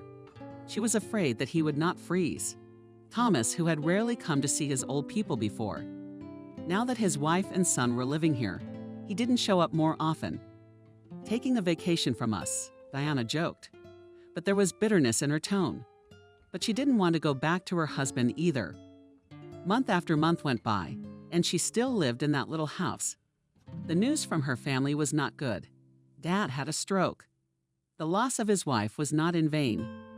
The doctors were reassuring with good care. William would live and maybe even recover. But would he have that good care? David married Nancy. She gave birth to a daughter, and they all lived in their parents' house. Not only that, but Nancy's mother had moved in, the scandalous Helen, allegedly to look after the sick. But Diana highly doubted that was the case. It was just that the house was just like Aunt Lucy's, and the woman wanted to move to better conditions and to feel like a hostess. Diana's younger brother could not stand such a neighborhood and left school and entered an agricultural college with a dormitory. Diana realized that she could not live in the same house with Nancy and her mother. By nature, she was not capable of scandals. But these two women would make her a paradise. They don't care why Diana and Thomas live apart. Rumors will spread throughout the village that poor Anna's daughter has gone down a bad path and given birth to a child. God knows who, the apple of the tree, and so on and so forth. Sometimes it's the smallest thing that can bring you out of your days. One morning, Diana was cleaning the house, lost the mirror, and suddenly looked at herself with strange eyes. Painfully thin, cheeks sunken, hair hanging in icicles, a dirty stain on her cheek. The day before, the electricity had been cut off. It happened a lot in the village, and I had to cook not on the electric stove, but in the oven. And my head hasn't been fussy for a week. Old things are a pitiful sight. If I live like this, soon I'll get to the point where I'll start giving change near the church. Diana thought with despair, but soon anger joined the despair. She had to do something to fight. She called a girl she had been friends with before. "Helen, help me out. Can you find me a cheaper place to rent?" And yes, Mike might need a babysitter for a few hours a day. To her surprise, her friend was able to arrange both. The very next day, she reported that her neighbor a floor below worked up north and would be happy to have the apartment forewarned and pay the utilities. About the babysitter, Helen was also reassuring. She has a Betty acquaintance who will not refuse to help. The girl is very shallow after school, could not get anywhere. I mean, she started and dropped out. She's just looking for such a job as a nanny and takes cheap. But dead or gone. Thought Diana, it is scary to start in an unknown voyage, but only in the swamp to drown even scarier. She said goodbye to her mother-in-law and mother-in-law very warmly. They had sheltered her in such a difficult time. They had shared everything they had for her and her grandson. Thanks to this respite, Diana came to her senses, and now she has the strength to move on. She owes them a great debt of gratitude and will try to repay them one day. Diana felt an unusual sense of lightness. As she closed the door of the city apartment behind her, it was up to her now, and it was much easier to rely on someone who was not trustworthy to Thomas. She didn't announce her arrival. The next day, she called the city's hairdressing salons and wrote down a few addresses. She was invited for an interview. Diana was afraid she wouldn't be taken anywhere, but she was wrong. She was offered 2 options, one closer to home, but one with a higher salary. After talking to Betty and making sure she could trust her, Diana chose the higher wage. It wasn't easy, but it was nothing compared to her previous situation. Diana tried to be as responsible as possible at work, and the landlady was pleased with her. Diana went home from work to take over Betty's duties, but the girl often stayed over late. They would have dinner together and talk about life. So Diana had a new friend. Betty really wasn't distant. But as far as housework was concerned, she had all the arguments, and Diana was glad. Back in the warm, cozy house, Betty was not lazy to clean up and cook. Mike sleeps late. She waved her off when Diana began to thank her. What else am I supposed to do? Not read books. The landlady had a good library, but Betty couldn't think of reading without horror. She would turn on the TV, find a show, and start vacuuming. Diana tried to compensate for her hard work, her assistant with money, and both were satisfied. William was slowly recovering from his stroke, getting back on his feet. Helen, who was not friendly to everyone and scandalous, became attached to him and took care of him, albeit roughly, but diligently. When Diana called her brother, he reported that her father was doing well. Diana did not think about such a thing as a private life. Enough. She had more than enough of her marriage. Thomas learned from her parents that Diana and her son had moved to the city. But the old people couldn't say where. Diana hadn't left them an address. She assumed that the house was someone else's, and she had no right to invite anyone here. But Thomas didn't make much of an effort to find them. It was as if he thought they would have to show up themselves. Diana, for her part, decided that if her husband asked for a divorce, she would give it to him the second he asked. Let another woman suffer with it if she wanted to in a year. Diana had so much experience in the hairdresser's shop, such ability and tact with her customers, that the landlady did not hesitate to entrust her with the most capricious and wealthy clients. And all went away satisfied. And then the young woman withdrew the rest of the money from the book, added to them those that she had saved and rented a room. Now she was her own landlady, and again she had to value every penny, because soon the owner of the apartment would return from the north, which meant that Diana would have to look for a place to live. Moore is only a full member of the family. Sometimes Helen's friend, Diana, feels that the incomplete one is her, and she can eat the day before yesterday's beans and soup, or just drink tea with bread and butter more. A meal without his favorite baked pate just won't comprehend. He will look with a look that Helen calls eat yourself, and squeamishly emphasizing pause, will move away from the bag of warm milk or whatever, something that cats are supposed to eat. Will step back and sit down and irritably start licking his shiny black fur to all species, showing, "Not for long. It won't take long for me to stay this pretty with all that vile food." If Helen sleeps just in bed, the Merlot exclusively on the pillow pays for this pleasure, with a voice ringing with a distinct every endless, "Enjoy yourself," the best song for falling asleep. especially if outside the window blizzard and wind, the glass thickly covered us with snow, and the cat sings and sings in your ear, and the hand sews and stretches from the warmth of the blanket to the living warmth of this cat's body. During an unsuccessful jump on books and newspapers, Curious wandering around the kitchen table chewed the cord from the computer. Your Balsam, whose potty has been turned into a cat box. At first, the Morlot would flee the scene, looking around thievingly. Later, he just squints condescendingly when Helen took him in her arms to pet him again. Well, I'll be patient. But when a stranger appeared in their home, which the cat considered his domain, the baby's wary frozen posture showed Helen that the cat was more anxious than ever in his life. She wanted habitually to pick him up, but the cat, like a small black panther with the untrustworthiness of a wild animal, darted under the sofa and disappeared there for a long time. He appeared late in the evening, without waiting for the guest to leave, and with the same graceful, loving-to-the-floor movements, began to make his way to his bowl. But the cat did not give in and, having gone, again disappeared into the dark corners of the apartment. The guest remained to live in them. Maybe he was not a bad person, but he thought that a cat should be a cat and eat everything out of a bowl. God forbid, to come to the table, to beg and liver is for humans. And the stomach, so what is easier to sleep? At best in the chair and in the wrong place. And a stiff male hand literally sweeps the baby to the floor from hiding. At first resentful, he got wilder and wilder every day. Already he did not come to the kitty got out at the call from somewhere from under the bathtub, and absolutely refused to drink. Even if there was only Helen in the house and you couldn't see him from under the bathtub. Or maybe it just wasn't interesting that Helen didn't differ much from his behavior. She used to lie on her bed in the evenings with a book. Now she sits in the kitchen with the new man in the room watching TV. Helen puts the food in 2 bowls, takes it to the man, puts it on the floor for the cat, and sits on the stool again, looks over the book, and looks into the room. He comes back very late, before he and the cat had their 7th dream at this time. Now the man only turns off the TV at this time.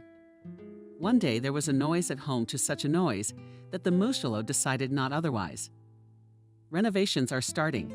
It's a scary business. God forbid any cat should have to endure it. He crawled deep under the bathtub, under the wet cold pipe, and waited.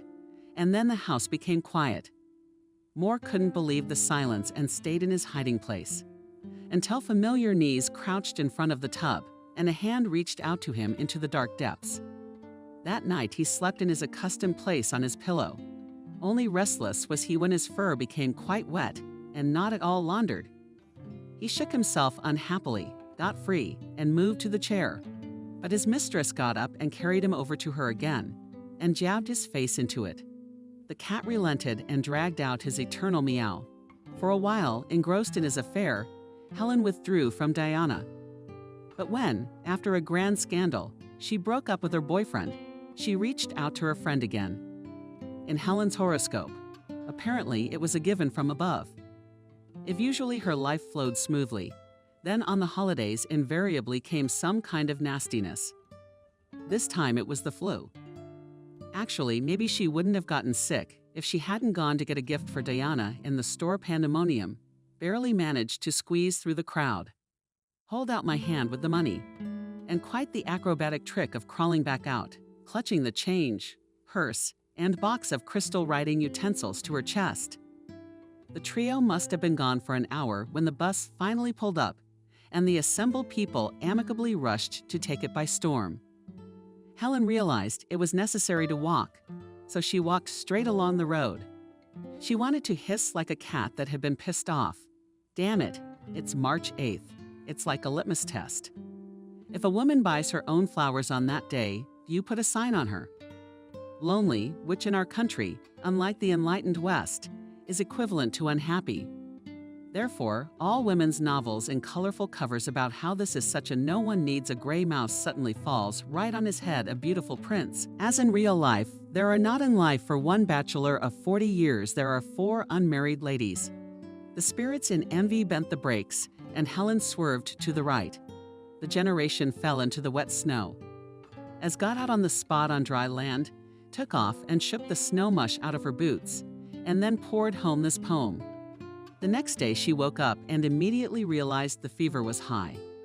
Cold under the blanket, throat burning, as if our house had been driven on it. Nose swollen in half. The most March 8th kind. Gotta crawl to the drugstore. The closest one to her house was the new one. Usually Helen loved it, bang for the Euro trim, and a selection like nowhere else. But right now the white color was cutting her eyes and making it hard to focus. Immersed in her musings, she sneezed all over the pharmacy. The man ahead of her turned around. Helen had no doubt that now he was about to hear a threatening monologue on the subject that there was nothing in such a state to go around the city and infect people. Instead, he said, "Don't take all that stuff. It won't work." "What will?" Helen looked up at him with watching eyes. She was barely on her feet. The man took her under his elbow and led her outside. "Is there any whiskey at home?" he asked. She immediately imagined an alcoholic who had decided to make a profit at her expense. True, he didn't look like an alcoholic, but who knows? Or maybe I have a husband at home. He chuckled. If you have a husband, you don't go to drugstores in such a state. The circumstances became clearer only when they went upstairs to her room, and he first of all began to fill the bathtub with almost boiling water, and then poured a packet of salt into it. I've flown north before. Frost under -50. That's the norm up there. And if someone fell down, we treated him. So put your feet up here and tell me where's the alcohol. Such a potion made Helen drop like a mouse. She lay in bed, tangled in the blankets, and felt the sickness receding. She was terribly sleepy. She woke up when it was getting dark. It was snowing outside the window. Helen didn't realize whether it was morning or evening.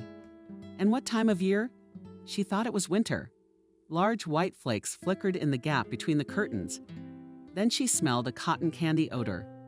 It was connected to one once at school. The boys had thrown together and bought all the girls in the class a flower for March 8. It came up next to her hand, still clutching the handkerchief. A mimosa lay there, and the kitchen smelled of freshly roasted coffee. Now in the mornings, as Diana got ready for work, she saw a different person in the mirror. There was nothing left of the intimidated and harassed young woman who belonged in some orphanage for the poor. She still spent her money sparingly on herself, but she looked quite dignified. Diana's usual clothes were jeans and a light breeze. Her hair she shot short, and unknown why it started to slightly curl. Slim, trim, with a good figure and light, tasteful makeup. Diana made a good impression, but it was her eyes that changed the most. The look became detached and rigid. It was clear that such a lady would not be easy to fool, and she would not be able to sit on her neck. Diana sometimes thought aloofly that not so long ago she would have behaved very differently.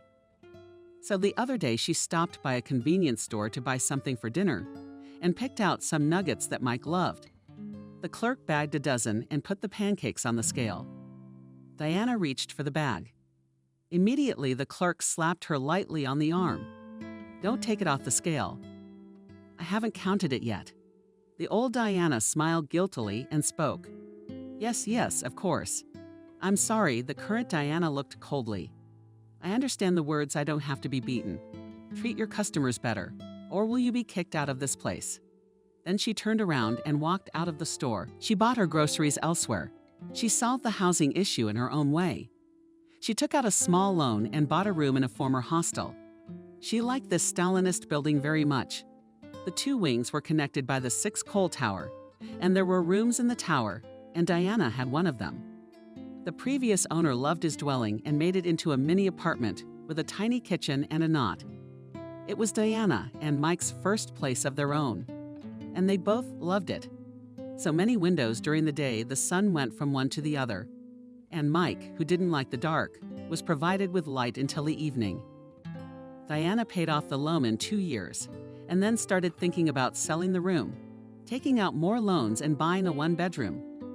Or what the hell is not kidding, even a 2-room apartment. But procrastinated.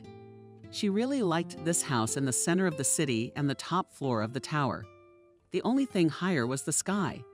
And her hairdressing salon, on the other hand, was in the basement. But everything suited Diana, so it was warm and cozy. The ladies were waiting for their turn. on a soft sofa covered with fox fur. They admired the big, beautiful aquarium, leafed through magazines, and drank coffee. But even more often chatted with Diana. Everyone easily found a common language, and the small basement soon turned into a real women's club. Diana had become a real stylist. She almost always found something to advise her clients, prompted them, and when they agreed with her. The result was so stunning that the ladies left in admiration. And when Diana was at home, the phone rang every now and then. Somebody asked for a haircut or a styling appointment. In short, things were picking up. The circle of acquaintances has expanded dramatically, but real under the hand of Diana, at that time there were only two. Helen, who finally married well, but always found time to drop in once a week for a coffee. Both young women had been through a streak of hardship, and their lives had hardened them. They could be proud of it, but continued to be a support for each other. The second friend was Betty, their son's nanny. Diana's example affected her as well. She began to transform from the formerly shy girl with a learning disability into a relieved person. It turned out that Betty was very much beckoned by traveling, but since she had neither the means nor the ability to travel to distant lands, she pursued local history. She was also going to eventually be hired at the town library, and she was waiting for a place. As for Diana's relatives, things were different here. Her father was slowly recovering and the family was living together. Even Helen had lost some of her bad temper. Diana's younger brother was finishing his studies and was getting married. Diana liked his fiancée, and she was calm for her family. As for her ex-husband, Diana grinned involuntarily.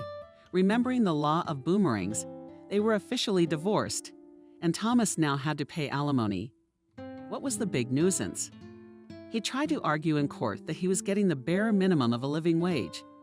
Where else was there to support a child? But even the judge awarded it, reminding him that it is unworthy of a man to shift all the responsibilities of supporting his son onto the shoulders of his wife. Then Thomas demanded from Diana that all the alimony, which she will transfer, she will not spend. Put it on the book. Otherwise, I know you. You blow all your money on bullshit. And I want all the money to go to Mike. Diana squinted her eyes. She looked at her ex-husband for a few moments, and then with a few words she outlined to him the route she proposed to take. And for some reason it didn't even occur to Thomas to raise a hand to the young woman, even though he had done it so easily before. Thomas had not yet found a new mate. Women appeared in his life, but none of them stayed for long, notwithstanding his months-long violent nature. When he broke up with another woman, he'd get drunk. And if his drunkenness was particularly cruel, he would go to his parents in the village, where he came to his senses. It was getting harder and harder for him each time. His parents blamed his son for everything that had happened, and repeated that he had ruined his life by breaking up with Diana. His parents blamed their son for everything that had happened, and repeated that he had ruined his life by breaking up with Diana. For her part, the young woman kept in touch with her elders. She knew that she would never forget the kindness they had shown her at the most difficult moment. Now Diana had no need to hide her address, and every few months, the old people would visit their grandson. They brought with them a purse of village gifts. In return, Diana also tried to do something good for her former father-in-law and mother-in-law. She paid for water to be piped into the house. She promised to help with gas in the future. It was tacitly agreed that when Mike grows up a little, he will spend the summer in the village at his grandparents'. Of course, Diana did not save all 3 months of child support to go to the sea with the child once a year. She still hadn't thought about changing her personal life, until a certain point. Diana didn't have many male clients. Usually all her working hours were distributed among women. Even a dense record was formed. You couldn't get to her just like that. Still, a couple of times a day a man came down to the basement and asked if he could get a haircut. Diana worked fast, and if she had free time, she didn't refuse them.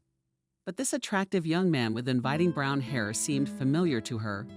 But Diana simply invited him to come in and sit in the chair. She knew she had an abysmal memory for faces. She might not recognize even a close acquaintance if she saw him wearing a new jacket and hat, for example. Conversely, she might greet a stranger with a friendly hello. mistaking him for someone she knew. "How shall we meet?" "The usual way?" Diana asked, picking up the scissors. For your tastes, this answer was not uncommon, and the young woman only nodded. And yet she couldn't shake the feeling that she knew this man. Their gazes met in the large mirror, and he asked how your arm had healed. Nick gasped. She never thought she'd see you again. And he admitted, I've been trying to find you. After all, I held your passport in my hands. I knew your name and address. Diana experienced an extraordinary feeling of bliss. He was looking for her. But this fellow Nick grinned when I came. I told him you didn't live here anymore. I even went to your house in the village, but they didn't give me an address there either. I warned everyone, Diana said. I didn't want my ex-husband to find me, but I couldn't have predicted that you would come looking for me. They smiled at each other and could not contain their joy. On the stairs leading to the basement, they heard the clatter of heels. Where another customer was taking her time. I realize it's busy, but maybe we can meet tonight. How Diana would have liked to sit with Nick in a cafe somewhere, to talk, to take her time. But Betty had warned her this morning that she couldn't stay late. I have to let the babysitter go today, Diana said. But both seemed afraid of losing each other again. And Nick looked up hopefully. But you can walk me home, she said. Come by 7 p.m., we'll talk on the way. There was also a change in the life of Betty the nanny, whom Diana had hired for her son, and who over the years had become not only an assistant, but also a close friend. The story happened in the summer when Betty, with her backpack and dogs, went to that backwoods area that borders a nature preserve. It was 11 o'clock in the evening. The light of day had almost faded, and only somewhere at the edge of the sky cast, greenish and transparent for the frogs, came the starry hour. In this little swamp in the deep woods, who were they to fear? And they went all out. No, this trip had been an adventure after all. Betty lay on her belly in her small tent, prepared completely for the night by the light of the lantern's stopped books, and tried her best to inspire herself with the feeling. And a strin, wood that was very even cozy, as if in a small house. But to think that they're separated only by a cloth, a dense reserved forest. And if anything, they wouldn't find her here forever and ever. The most sensible thing to do was to rely on the dogs. The dogs behaved calmly, not dozing at the entrance to the tent. A German shepherd stretched carefree on its side. So he did not smell any danger at all. A bay lay regal motionless, like a lion guarding and the palace, and were a reliable defense. It is, of course, but to see things through to the end, Betty thought. Or was it so necessary to come here? Betty was an enthusiastic person, and a vacation was not something one could do with a lot of time. Familiar people were already habitually going abroad, expanding their itineraries every year. You again in Egypt, and we with a breath in Paris, and we in Thailand want to get new impressions. Betty has already realized that you can get new impressions anywhere. For example, during last year's accident, which lasted a week in the apartments, it was like -20 degrees outside, so very fingers at the open oven door. She felt like a resident of a besieged city. Traveling with a tent, even simple weekend getaways were a thrill. Now they were actually more likely to go with her friend Helen and stay on the beach. And everywhere else is close to accommodation. But Helen had caught a bad cold. Betty had been planning the trip for so long that she gave up and decided to go alone. Being a local historian, she knew a lot about her homeland. And a rock with a shell imprint found on the shore reminded her that the ocean had once been here. Abandoned villages, temples from centuries past, now beginning to revive the places were favored by artists, from where magnificent panoramas of the Volga, mountains, caves, about which legends are made. But she was especially attracted to things she had read about, but had not yet seen for herself. That was how she learned about this place in the heart of the local mountains, where everything is shrouded in a kind of mysticism. There was talk of a biological defense. Nature kept its secrets from man. Even harmless birds behaved like predators. The face of the mistress of the mountains was said to have been seen here. Betty sipped hot tea from a mug. But isn't man part of nature? Why should one go to war with the likes of her? All the weapons that a penknife and a small hatchet to chop the apprentice. A sudden movement where the dogs lay made Betty flinch. worry clearly smelling something in the distance a moment. Later, the fog lifted that had so obviously alarmed them. Betty didn't know what she should do. To hug the dogs, to hold them close to her. It seemed safer that way to her. Or walk out of the tent with them. Try to understand why the dogs seemed increasingly agitated. Theoretically, wolves did breed here, but not many, and they always shunned humans. There hadn't been a single attack in years, especially in the summer when the beast was fed. But probably no fools carried here alone, if anything. Han's a wolfhound by nature, he can handle it. And he's got a lot of strength too. The hounds were already slithering and hacking briefly. No, sitting and waiting was even scarier. Betty picked up the lantern and lifted it from the shelves of the tent. A tiny speck of light and black, such a hostile forest. And seemingly in the distance a little herd and crunching. Look for it, she waved her hand. The sheepdog tore into the thicket without a second thought, not hesitating in its direction, as if it had been expected. Betty grasped her collar, holding her close to her. Quietly she repeated, trying to hear what was going on out there in the distance behind the barking, finding something. It was definitely not a wolf or another dangerous opponent. The girl knew the nuances of her dog's barking, something from a dog's point of view important, but not threatening. She swore a leash in the form of a con. The most unpleasant thing would be to get ticks or to fall somewhere. Betty tried to illuminate just the ground beneath her feet. But Han dragged her only branches, smacked her in the face with an excited wagging of his tail with a sickle and barking. Barking now in two voices that made her ears pop. Betty raised the flashlight higher and exchanged it for a small semblance of Palanca's. Failing off the floor lay a man. He was conscious, but he was looking at her. Instead, Betty saw that he was badly beaten. The swarthy face, the bruises, his shirt a mess of blood. That pain must have darkened his mind. The dogs realized at once that a man is helpless to fight such a man. But a man is in principle a lord of lords.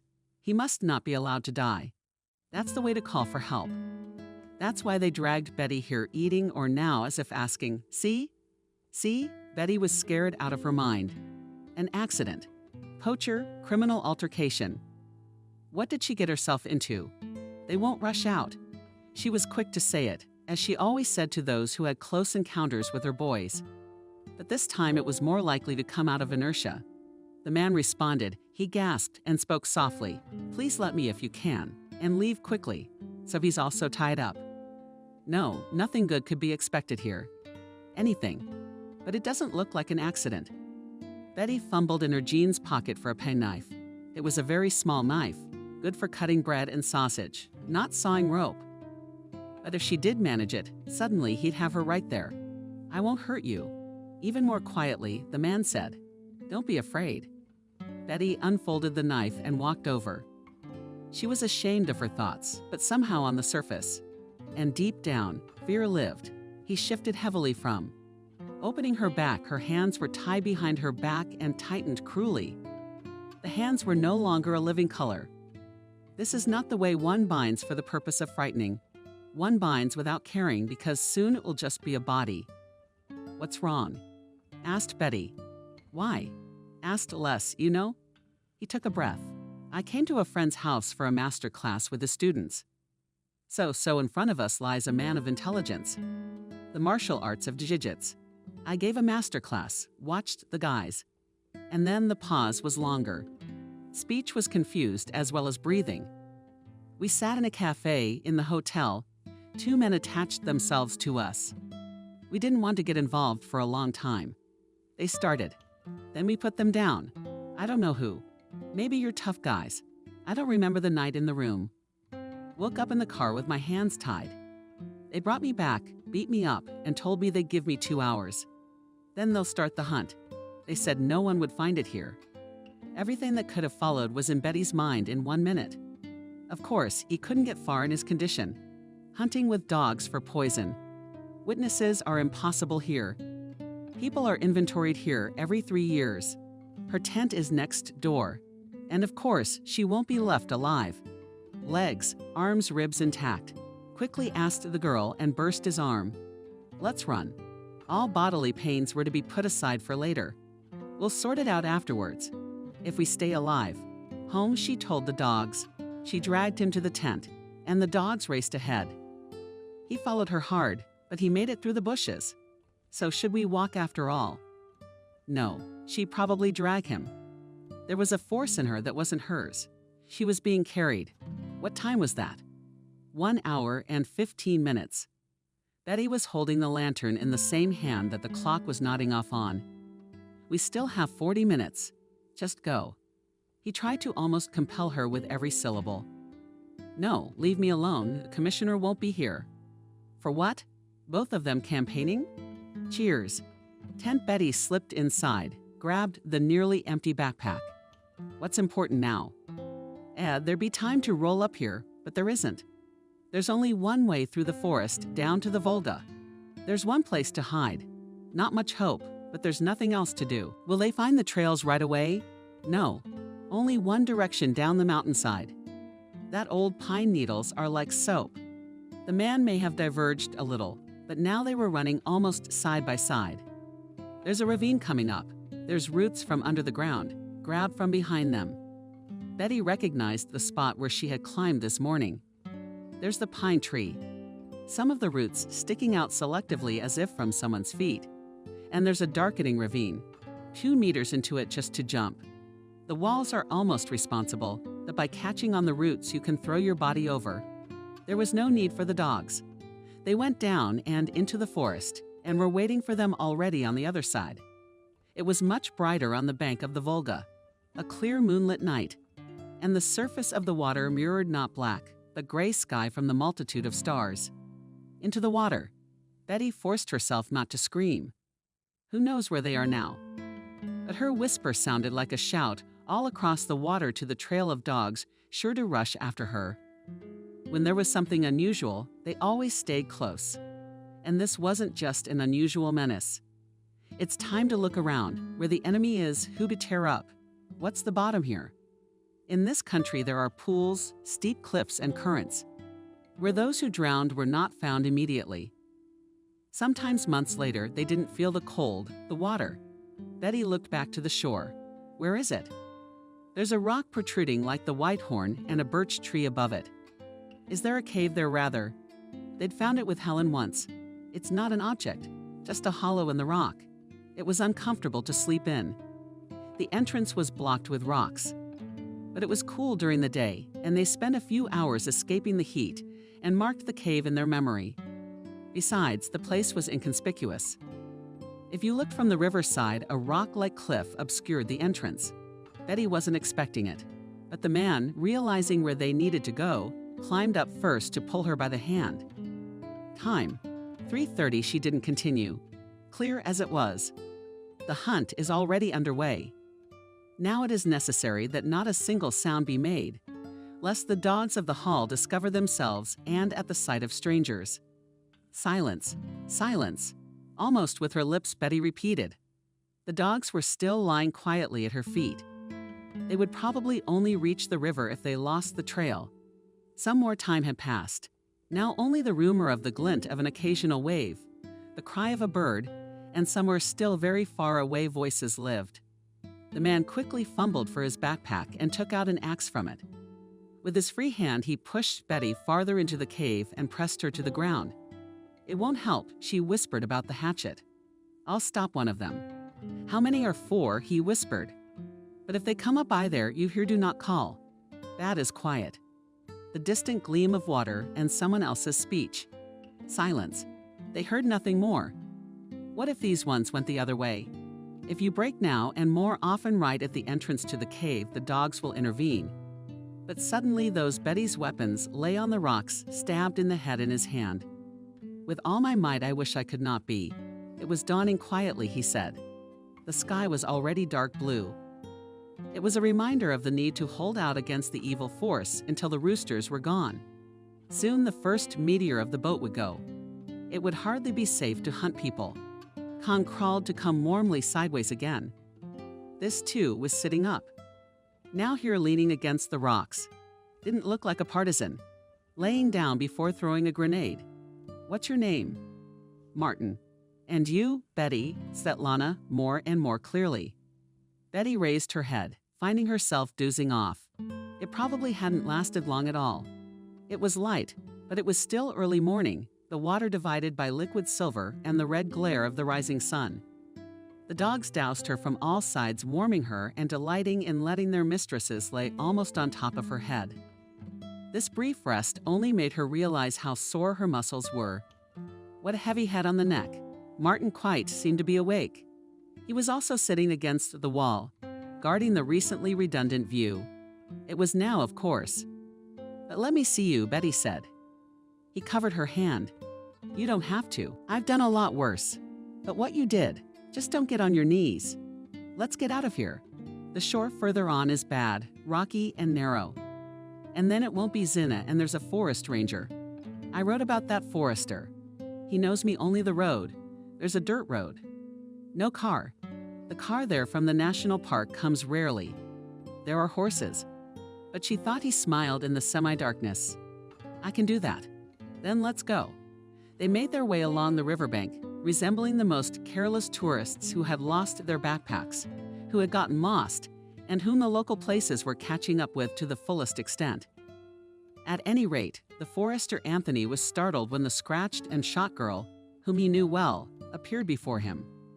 Nevertheless, it took a long time to convince him that it was not a drunken delusion and not tales of the Vienna forest. There was no need. There had been riots and drownings, and he tried not to mess with the scumbags from out of town. "So I figure you get on horseback to the highway that goes to town. You go home, that's Betty. You catch the trucker. I don't know who the hell's picking on you. I'm not risking a train now." Betty shook his head. "Anthony, the only thing I'm afraid of is horses. No way I'm going. What are we going to do with you? Will you radio for someone to come get me later? I'm in no hurry." Her fear came from an incident from time immemorial, when in the park on the 5-year-old Mike horse blew away, threw off, not wanting anything bad. And that sense of power still inspired terror in the girl. Martin took the bridle as something native and not a foot in the stirrup. He was on his horse in one stride. Betty no, she even backed off, but he overreached with me. He held out his hands, palms up. "I'm not going." "There's the hedgehog," the forester said without rancor. "Your shaggy fools are even scarier. They have teeth, and the horse is old." "Oh, she's not going to drop the kids. Go on, I'll get out of here." "I'm not saying goodbye," Martin said. Betty sat upright on the grass, wrapped her arms around her knees, and listened, quickly moving away all the stomping of hooves. The dry sounds resembled gunshots. She cried quietly. "Tomorrow I'll write a letter to my mother. I'm living well until they shoot me. Wouldn't you like a thrill?" "You say?" Con rode around the ground with keen interest. He must have smelled a mouse or a lizard. Betty took a long time to recover from the adventure, but Martin found her. She had traveled to see him, and now the relationship was growing stronger.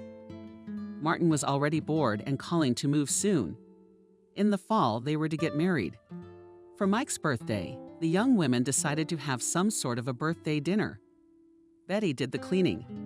Helen also came in advance with large packages. In addition to the gift for the birthday boy, there was something else for the festive table, because on the tiny loaf, actually, the cubbyhole is fenced off by a closet. You can't really sort it out. But of course, the cake was already showing off on the table.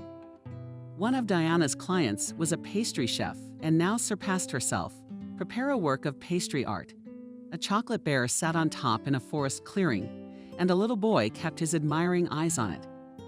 He knew it was forbidden to touch the cake, but he couldn't leave the table to contemplate his sweet treasure. Helen was finishing hanging the balloons. "Is our mom running late?" "Yes, Mike," she said, tying the biggest balloon on the string. "Mommy's working," said the boy. "It's a good thing we don't have a hot meal planned. We have to heat it up. She promised we'd be at the table at 8:30. But she's got her hair salon open till the last customer." Betty was putting sandwiches on a plate. She said worriedly, "I'm afraid I should probably cover it with cling film. Some cranky client is making her curls redone 20 times, Helen suggested, or tells the story of her family to the 7th knee." Betty chimed in, "But David knows how to put them gently in their place. Maybe she stopped by the store. Want to get something else for Mike." Yeah, probably the last thing I'd think a girl would be late for a date.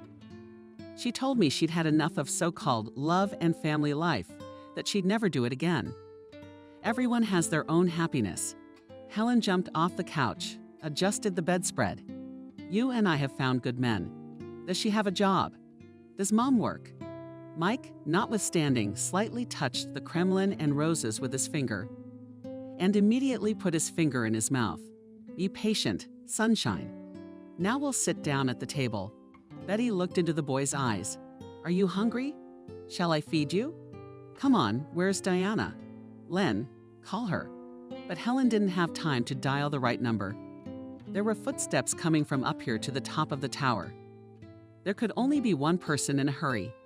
At last, Betty hurried to open the door, swung it open, and stepped back in surprise.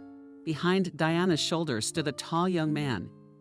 Meet Diana stepped to the side to introduce the guest. This is Nick. The friends ought to themselves. Of course, they were aware of that acquaintance story, but they had no doubt that this would be just one of those episodes that would forever be remembered. How did you find each other? But Diana did not respond to Betty's exclamation. She picked up Mike, who was always shy around strangers, and now he was hiding behind her back. And the hero of the evening, please love and applaud. Nick, unknowingly from nowhere, as if out of thin air, took out a people's red car and handed it to the birthday boy. And in a few minutes, everyone was already sitting at the table, pouring champagne. Mike, who went on Nick's lap, did not take his eyes off the gift. He even forgot about the cake, and outside the window the rain was ending. And it looked like a rainbow was about to burst in the sky and start shimmering with different colors.